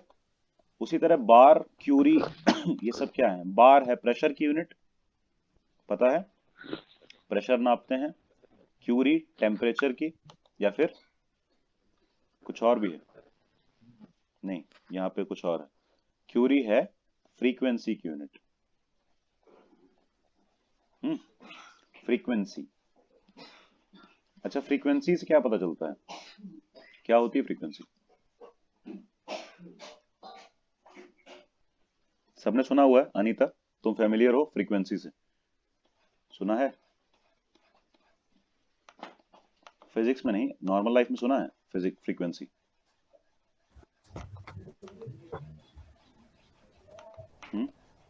आवाज सबको आ रही है? यस सर, आ रही है। तो फ्रीक्वेंसी के बारे में सबने सुना हुआ है? जिसने नहीं सुना है बोल सकता है। यस, सुने हुए हैं। क्या होती है फ्रीक्वेंसी? कोई डिफाइन करेगा जरा थोड़ा सा? यस यस बताओ। सर, जैसे कोई भी इवेंट हो ना, जैसे कोई इवेंट हो, एक मतलब एक टाइम में कितना हो रहा है, हम्म जैसे ऑसिलेशन भी कह सकते हो आप, हम्म और पेंडुलम भी कह ऑसिलेशन का, सकते हो। ऑसिलेशन और पेंडुलम को हटा के बोलें, अभी सिंपल सी किसी चीज में फ्रीक्वेंसी समझना चाहें तो? साउंड की फ्रीक्वेंसी से सर। हाँ, और क्या कह जैसे रहे हो आराम? सर बाइसिकल का वो व्हील, हम्म किसी चीज को बाइसिकल के घुमाएं, व्हील को भी। किसी किसी चीज को घुमाए नहीं हम, रोटेट बोले नहीं सर कराएं। साउंड फ्रीक्वेंसी है ना। क्या कह रहे हो आराम? साउंड में सर। साउंड में? इन सब की टेक्निकल बातें हटा दें, सिंपल तौर पे अगर और कहें तो फ्रीक्वेंसी क्या, कोई बता सकता है? अभी पेन है तुम लोगों के पास? Yes sir. रखा हुआ है नीचे? यस सर, साथ में। उसको उठाओ, हाँ सर। अब रख दो, यस सर। फिर उठाओ और फिर रख यस दो। सर। ऐसे ही अगर तुमने 10 बार किया या जितनी बार भी किया, तो जितना टाइम इंटरवल तुमने लिया ना, हम्म उसके यस ऑपोजिट सर। में हुई ना फ्रीक्वेंसी। मतलब कि तुमने कम कम, जैसे 10 बार ये चीज की और हर बार एक एक सेकंड के गैप में किया, मान लो, यस सर, टाइम तो spend on by frequency. 1 times, यानी कि एक बार एक सेकंड में, एक सेकंड में एक बार किया, इसका मतलब 1 टाइम पर 1 सेकंड। तो फ्रीक्वेंसी कितनी हो गई पता है? 1 हर्ट्स। क्योंकि हर्ट्स जो होता है, इतना सबको पता है कि फ्रीक्वेंसी की यूनिट हर्ट्स होती है। Anita, yes sir. पता है? बता। अच्छा, गायब है, ठीक है। ये बताओ, हर्ट्स होती है, पर हर्ट्स क्या होता है ये पता है? ये तो नाम है ना, साइंटिस्ट का नाम है। तो बेसिक क्वांटिटी के हिसाब से हर्ट्स क्या होता है? अगर 7 फंडामेंटल क्वांटिटी में पूछे तो हर्ट्स क्या होता है फ्रीक्वेंसी की? बेसिक क्वांटिटी में यूनिट क्या आएगी? सेकंड। सर सेकंड तो टाइम की यूनिट होती है, तो फिर फ्रीक्वेंसी टाइम से अलग कैसे हुई?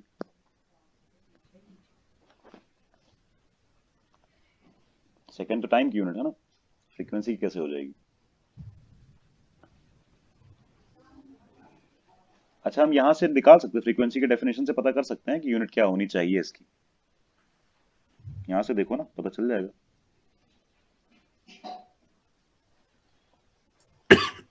क्या आएगी फ्रीक्वेंसी की यूनिट? टाइम्स पर सेकंड दिख रहा है ना वैसे तो, पर ये टाइम्स का तो कोई सिग्निफिकेंस है नहीं। इतनी बार कोई चीज की है, उसकी कोई यूनिट तो होती नहीं है ना। तुमने पेन उठाया रखा, उसकी कोई यूनिट है क्या? जितनी बार उठाया रखा, नहीं है, है ना? तो ऊपर कुछ नहीं है, कोई ऐसी फिजिकल क्वांटिटी नहीं है इसकी यूनिट हो, सिर्फ नीचे है। तो इसकी यूनिट 1 अपॉन सेकेंड हो जाती है। हर्ट्स सिर्फ 1 अपॉन सेकेंड को बोलते हैं। कुछ आई बात समझ में? यही है हर्ट्स, बस, कुछ अलग नहीं है। हर्ट साइंटिस्ट ने इसको बताया था, इसीलिए उसके नाम पे यूनिट बन गई। नहीं तो इसको हम सेकेंड इनवर्स भी बोल सकते हैं, या 1 अपॉन सेकेंड भी बोल सकते हैं। क्लियर हुआ? तो संजीव ने सही कहा, anything per unit time, anything per unit time, कुछ भी, कोई भी काम अगर हम टाइम के रिस्पेक्ट में देखेंगे तो उसकी फ्रीक्वेंसी निकाली जा सकती है। कोई भी रिपीटेड काम, ठीक है, जैसे कि हम लोगों के स्कूल जाने की फ्रीक्वेंसी, हम लोगों के खाना खाने की फ्रीक्वेंसी, है ना, ये कुछ भी निकाल सकते हैं। तुम लोग 1 घंटे में अगर 2 बार खाना खाते हो तो 2 times per 1 hour, ये फ्रीक्वेंसी हो गई तुम्हारी। आई बात समझ में, खाना खाने की। लेकिन वो हर्ट्स वाला कब आएगा, जब पर आर ना होके पर सेकेंड होता हो, ठीक है, टाइम्स पर सेकेंड। जब पर सेकेंड में निकालोगे तो हर्ट्स वाली फ्रीक्वेंसी आ जाएगी, मतलब हर्ट्स 1/सेकेंड ही होता है। क्लियर है? यहाँ पे क्यूरी भी उसी तरह का कुछ है। इस पे और ज्यादा नहीं जाते हैं, क्विंटल वगैरह पता है, ये सब पता है, तुम लोग यहाँ देख सकते हो, और कन्वर्ट भी किया गया, इनके वो भी दिए हुए हैं सिंबल्स, ठीक है। बहुत ज्यादा नहीं यूज होगा, थोड़ा थोड़ा ही यूज होगा, ये सारी चीजें, थोड़ी चीजें होंगी, ज्यादा ज्यादा नहीं। अब हम लोग बात करते हैं इसकी एक प्रॉपर एक चीज के ऊपर। अब जैसे इसमें 7 बेसिक क्वांटिटीज दिखाई गई है ना, सबके बारे में तो बात नहीं होगी, लेंथ और मास के बारे में ज्यादा बात होगी इस पूरे चैप्टर में। हाँ, बाकी सबके बारे में भी होगी, पर कैलकुलेशंस में डिटेल में अलग से बात नहीं होगी, अलग से बात होगी लेंथ और मास के लिए। अब हम आते हैं एक एक चीज की मेजरमेंट पे। हम लोगों ने फिजिकल क्वांटिटी देखी, हम लोगों ने यूनिट्स देखी, अब हम फिजिकल क्वांटिटी की मेजरमेंट भी तो देखेंगे, कैसे मेजर करेंगे। अच्छा, एक क्वेश्चन है, मेजर करने में और कैलकुलेट करने में क्या फर्क है, या नहीं है कोई फर्क? बताओ, मेजर करने में और कैलकुलेट करने में क्या फर्क है? पता है? आरम, संजीव, यस सर। मेजर करने में और कैलकुलेट करने में क्या फर्क है? ऐसा है ना, जैसे मेजर हुआ कोई यूनिट का मेजर करना, और कैलकुलेशन हुआ कोई मैथमेटिकल ऑपरेशन को लेके कुछ करना, ऐसा मतलब थोड़ा मोड़ा बता सकता हूँ बस। ठीक है, तो मैं अपने हिसाब से जो बताया। आराम, तुम कुछ कहना चाहोगे? Sorry sir. नहीं पता? कुछ हद तक संजीव नहीं। का सही है। मेजर करने का मतलब होता है कि हमारे पास कोई डिवाइस है, या कोई सेंसर है, कुछ है, उससे हम मेजर कर रहे हैं, ठीक है, किसी चीज को। और कैलकुलेशन का मतलब होता है कि मेजर्ड वाली चीजें हैं हमारे पास, उससे हम कुछ कैलकुलेट कर रहे हैं। आई बात समझ में? Yes sir. एक तरह से देखा जाए, एक रनर है, ठीक है, एक रेस हो रही है, रेसिंग ट्रैक है, ठीक है, एक रनर है जो दौड़ रहा है। Sorry sir. ये 100 मीटर की रेस है, ठीक है। तो वो जो स्टॉप वॉच ऑन ऑफ करते हैं, या जैसे ये भागना शुरू किया, स्टॉप वॉच ऑन हो जाती है, फिर जैसे ही फिनिश लाइन पे कोई भी रनर पहुंचता है, स्टॉप वॉच ऑफ हो जाती है, ठीक है। ये हमने यस सर। स्टॉप वॉच से क्या किया, क्या हमने टाइम का ही कुछ किया होगा, पर कैलकुलेट किया या मेजर किया स्टॉप वॉच से टाइम को?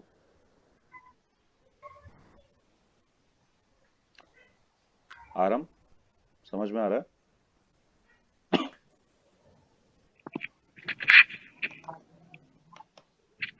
Yes sir. कह रहे हैं स्टॉप वॉच से हम टाइम को कैलकुलेट करते हैं या मेजर करते हैं?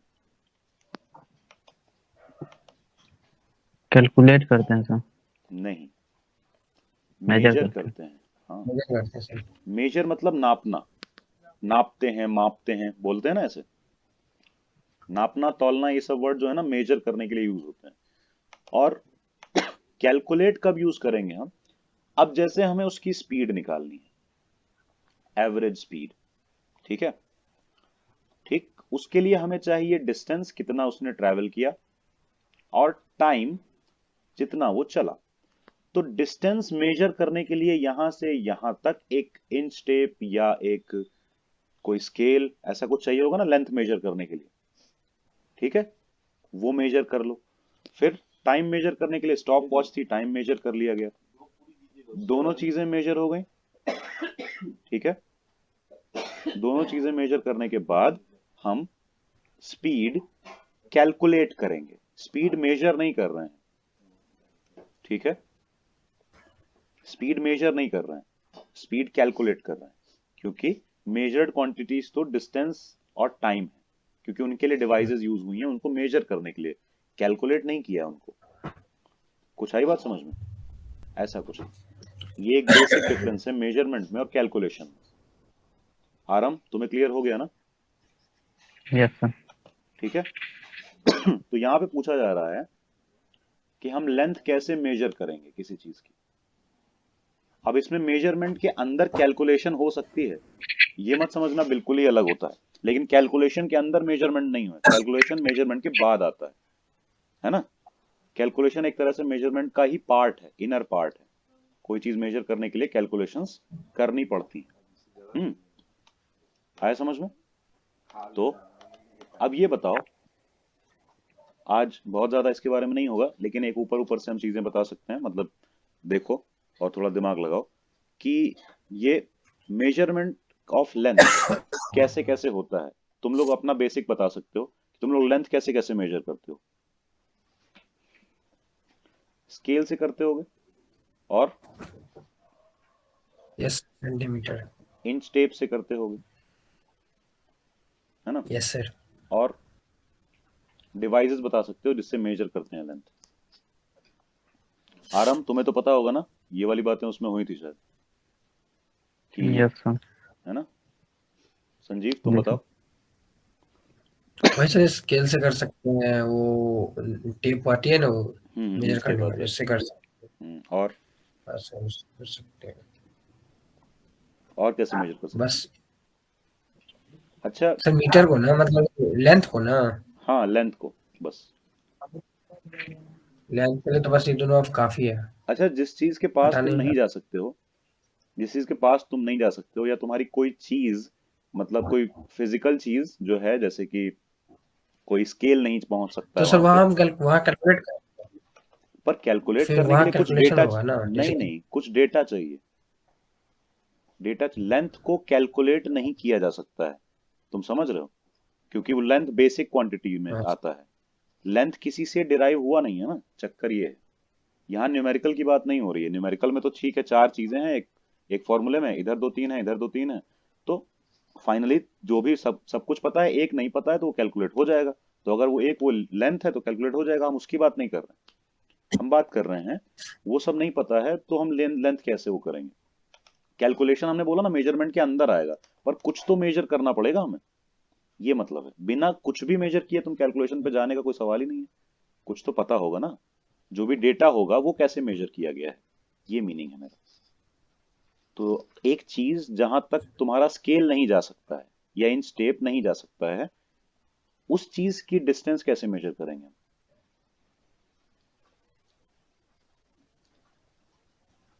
बताओ। जैसे मून की डिस्टेंस पता है अर्थ से कितनी है, गूगल को पता है, यस गूगल को सर। कैसे पता चल गई? यस कहीं सर, से तो फीड किया गया ना।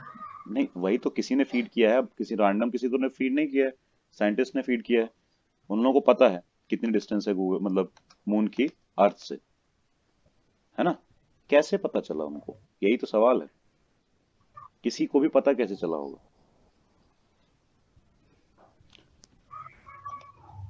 आरम बताओ, कैसे पता चला? तुम्हें तो पता है, तुमने वो अटेंड किया था फर्स्ट लेक्चर। उस तरह की लेंथ को मेजर करने के लिए क्या करते हैं आरम? Yes sir. अगर कोई डिस्टेंट ऑब्जेक्ट है, यानी कि हमारे बिल्कुल पास नहीं, स्केल नहीं जा सकता, इन स्टेप नहीं जा सकता, तो कैसे उसकी डिस्टेंस या लेंथ मेजर करते हैं? पैरेलल पैरेलल मेथड से ऐसा कुछ है सर, आप बताए थे। हाँ, वो तो ज्यादा डिस्टेंस ऑब्जेक्ट के लिए था पैरेलैक्स वाला, लेकिन हमने एक बेसिक और सी सर चीज इससे, बताई थी। हाँ, और सर क्या फॉर्मूला से भी तो कर सकते हैं ना, जैसे मतलब जैसे सूर्य जो आती है 8 मिनट में, ठीक है, मतलब? और टाइम इतना है, लाइट ईयर। मतलब सूर्य की जो सूरज की रोशनी आती है 8 मिनट में, फिर इस मतलब यही तो लाइट का कैसे, इतना है। ये कैसे पता चला कि ये 8 मिनट में आता है? यही तो बात है, यही सब तो सवाल है। ये 8 मिनट कैसे पता चला, और हमेशा 8 मिनट में कैसे आ सकती है?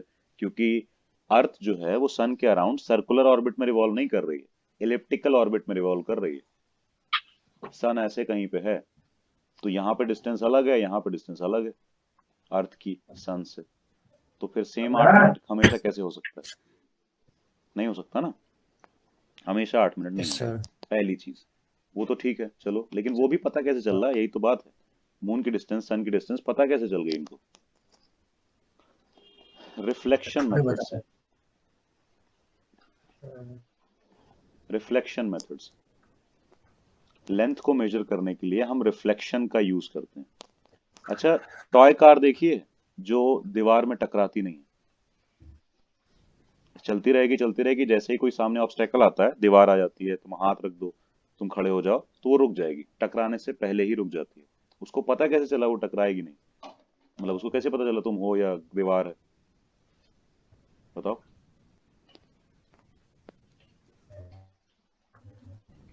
वंस मोर, क्या पूछ रहे हैं? Toy, sensor. हाँ, लेकिन वो सेंसर करता क्या है एक्चुअली? टॉय कार होती है ना, हाँ खिलौने वाली सर। कार होती है ना बच्चों की, तो एक कार हम्म, ऐसी आती है हम्म, जो टकराती नहीं है दीवार से, उसको ऑन करके छोड़ दो, चलेगी, जैसे दीवार आएगी मुड़ जाएगी, वहां टर्न ले लेगी, लेफ्ट राइट जो भी। फिर कुछ दीवार आएगी या तुम हाथ रख दो, तो बिना टकराए वो फिर टर्न ले लेगी, थोड़ा दूर रुक जाती है, एक दो सेंटीमीटर पहले ही रुक जाती है वो। हम्म, टकराती नहीं है। उसको पता कैसे चल रहा है कि सामने कुछ है, ऑब्स्टैकल है, कोई रुकावट है, उसको कैसे पता चला? वो कार साउंड वेव्स भेजती है, और लगातार भेजती रहती है, ऐसा नहीं कि दीवार आती तब भेजती है, वो लगातार भेजती रहती है। ठीक है, साउंड वेव्स की एक पर्टिकुलर स्पीड है, और जो उस टॉय कार से निकल रही है उसकी तो खासकर पर्टिकुलर स्पीड होगी, कुछ भी जो भी ले लो। ठीक है, क्योंकि साउंड वेव की तो रेंज है ना, तो उसके हिसाब से स्पीड भी अलग अलग होती है। जनरली हम लोग कहते हैं ना 300 मीटर पर सेकेंड। ठीक है, तो साउंड वेव्स जो निकलती हैं और टकरा के वापस आती हैं, तो उसमें सेंसर इसी चीज का लगा है, एक तो साउंड वेव भेजने का, दूसरा रिसीव करने का, यही वाली साउंड वेव, इसी फ्रीक्वेंसी की साउंड वेव, यही वाली, तुम्हारे आवाज को नहीं वो करेगा। ठीक है, और उसका टाइम कैलकुलेट करने का। उसका टाइम भी उसमें घड़ी होती है, उसमें मेजर हो जाता है। आई बात समझ में? टाइम मेजर हो जाता है कि कब साउंड वेव यहां से भेजी गई और कब वापस आई। अब हाँ बताओ कि उनको स्पीड ऑफ साउंड तो पता है, जो जो भी वेव निकल रही है उसकी स्पीड उनको पता है, क्योंकि आराम से किसी की भी चेक की जा सकती है। समझ रहे हो? वो उन्होंने खुद ही फीड किया है ना, इसलिए। और जो टाइम है वो भी पता है, तो खुद बताओ डिस्टेंस निकाल नहीं लेंगे? तो उसमें एक प्रोग्राम्ड वो चिप लगी होती है, एक पूरा का पूरा बोर्ड लगा होता है, प्रोग्राम्ड बोर्ड। ठीक है, प्रोग्रामिंग हो रखी होती है उसमें, कि जैसे ही स्पीड और टाइम मेजर होगा उसके अंदर लगे डिवाइसेस में, स्पीड तो पता है, टाइम मेजर होगा, तो वो डिस्टेंस निकालेगा। ठीक है, और ये डिस्टेंस आएगी डबल वाली, क्योंकि जाने का और वापस आने का साउंड का, यहाँ मान लो सेंसर लगा हुआ है और यहाँ पे वॉल है। ठीक है, तो साउंड के जाने और वापस आने दोनों में डिस्टेंस तो डबल हो गई ना एक्चुअली। अगर ये डिस्टेंस s है तो 2s डिस्टेंस लगी होगी। आई बात समझ में? तो टाइम तो 2s डिस्टेंस का मेजर हुआ होगा ना, क्योंकि रिसीव भी तो यहीं पे करेगा, दीवार में थोड़ी ना कोई रिसीवर लगा हुआ है। इस चक्कर में वो डिस्टेंस निकाल पाते हैं, तो distance is equal to speed into time कर देते हैं। स्पीड पता है कौन सी फ्रीक्वेंसी की वेव जा रही है, इसलिए स्पीड पता है, और टाइम उसमें मेजर हो जाता है कि कब वेव निकली और कब रिसीव हुई। कुछ आई बात समझ में? ये रिफ्लेक्शन की वजह से होता है। अभी सिर्फ ऊपर ऊपर से ही बताया है, और डिटेल में हम लोग इसके बारे में नेक्स्ट क्लास में डिस्कस करेंगे, इसके बारे में भी और मेथड्स के बारे में भी। तुम पहले ये बताओ संजीव, तुम्हें कंफ्यूजन है? नो सर, आज नहीं, बेहतर है। नहीं, अभी जो ये रिफ्लेक्शन वाला बताया उसमें? नहीं सर, उसमें नहीं कोई कंफ्यूजन है। हाँ, वो सिंपल सा है, किसी भी तरह से ऐसे किया जा सकता है कि कोई चीज टकरा के वापस आ रही है ना, लेकिन स्पेस में साउंड वेव ट्रैवल नहीं करती है, तो वहां हम लाइट भेज देते हैं, लाइट की भी स्पीड पता है। ये बात, यानी कि मून पे लाइट भेजो, टकरा के वापस आएगी, ठीक है। डबल डिस्टेंस पता चल जाएगी क्योंकि जाना आना 2 काम हुआ। उसका टाइम पता चल जाएगा क्योंकि यहाँ वाले सेंसर से कब निकली है लाइट और फिर कब रिसीव हुई है, टाइम पता चल गया। 2s डिस्टेंस पता चल गई, स्पीड ऑफ लाइट c होती है पता है, तो s कितना आ जाएगा, c इंटू t/2 आ गई ना डिस्टेंस। इस तरह से निकाली जाती है। और इससे भी ज्यादा दूर चीजों की डिस्टेंस पैरेलक्स मेथड से निकाली जाती है, वो हम नेक्स्ट टाइम पे बताएंगे। और ये वाला भी थोड़ा और इलैबोरेट करेंगे, ठीक है। बहुत लार्ज डिस्टेंसेस कि जैसे इनको कैसे पता चला पास में गैलेक्सी कौन सी है, तो बहुत दूर हो गई ना वो, तो वहां से तो ये रिफ्लेक्शन मेथड भी काम नहीं करेगा, समझ रहे हो, क्योंकि तब तक ये लोग जिंदा ही नहीं रहेंगे जब तक जो साइंटिस्ट भेजेगा यहाँ से लाइट, वो जिंदा ही नहीं होगा वाले लाइट को रिसीव करने के लिए, इतना दूर है उसे, ठीक। ये सब गड़बड़ हो जाएगी इस वजह से, ठीक है। आज यहीं तक रहने देते हैं, तुम लोग पढ़ लेना कुछ इन्फॉर्मेशन और हम बुक्स और इन सब के बारे में दे देंगे, जिसको लेनी हो ले सकता है आगे की प्रिपरेशन के लिए। मतलब यही अभी हम फिलहाल वैसे बता दे रहे हैं। तुम लोगों को नीट के लिए, अगर नीट के लिए ही सही से करना है तो फिलहाल तुमको साथ साथ में अरिहंत की जो एक बुक आती है, पूरा सेट आता है उसका, तुम लोग और सब्जेक्ट का लेना चाहो या नहीं, लेकिन फिजिक्स का जरूर ले लेना, बाकी लेना चाहो तो वो भी ले सकते हो। 34 ईयर्स Yes, आते sir. हैं नीट की, ठीक है। और अरिहंत अरिहंत की 34 ईयर्स की अरिहंत नीट की आती है, लेकिन ये चैप्टर वाइज होती है, यस ठीक है। सर, यानी कि इसमें जैसे 11 12 में चैप्टर दिए हुए हैं ना एक एक करके, तो chapter yes wise sir, 34 years में नीट या AIPMT, क्योंकि पहले इसका नाम नीट नहीं था, ठीक है। हाँ सर, पहले इसमें एनटी था। हाँ AIPMT था। इसमें जितने भी क्वेश्चंस आज तक आए हैं, जैसे मान लो यूनिट्स एंड मेजरमेंट से जितने क्वेश्चन आज तक आए हैं वो सब दिए होंगे। तो जैसे ही चैप्टर खत्म हो जाएगा तुम लोगों का टास्क होगा वो पूरा क्वेश्चंस सॉल्व करना। आई बात समझ में? सेकेंड चैप्टर चलेगा और उस चैप्टर के तुम लोग क्वेश्चन सारे कर रहे होगे, क्लियर है। हम भी करवाएंगे उसके, हो सकता है वीडियोस अपलोड होंगे क्वेश्चन सॉल्विंग के, और हम वैसे भी करवाएंगे, ठीक है। डाउट क्लास तो संडेज को लगा करेगी, उसमें न्यूमेरिकल जो भी जिसने लगाए हैं उसमें डाउट्स आए हैं वो पूछ सकता है। आई बात समझ में? आराम, संजीव, ओके सर। क्लियर है ना? Yes sir, good night. Book का ये है, कर लेना, ठीक है। फिर क्लास खत्म करते हैं।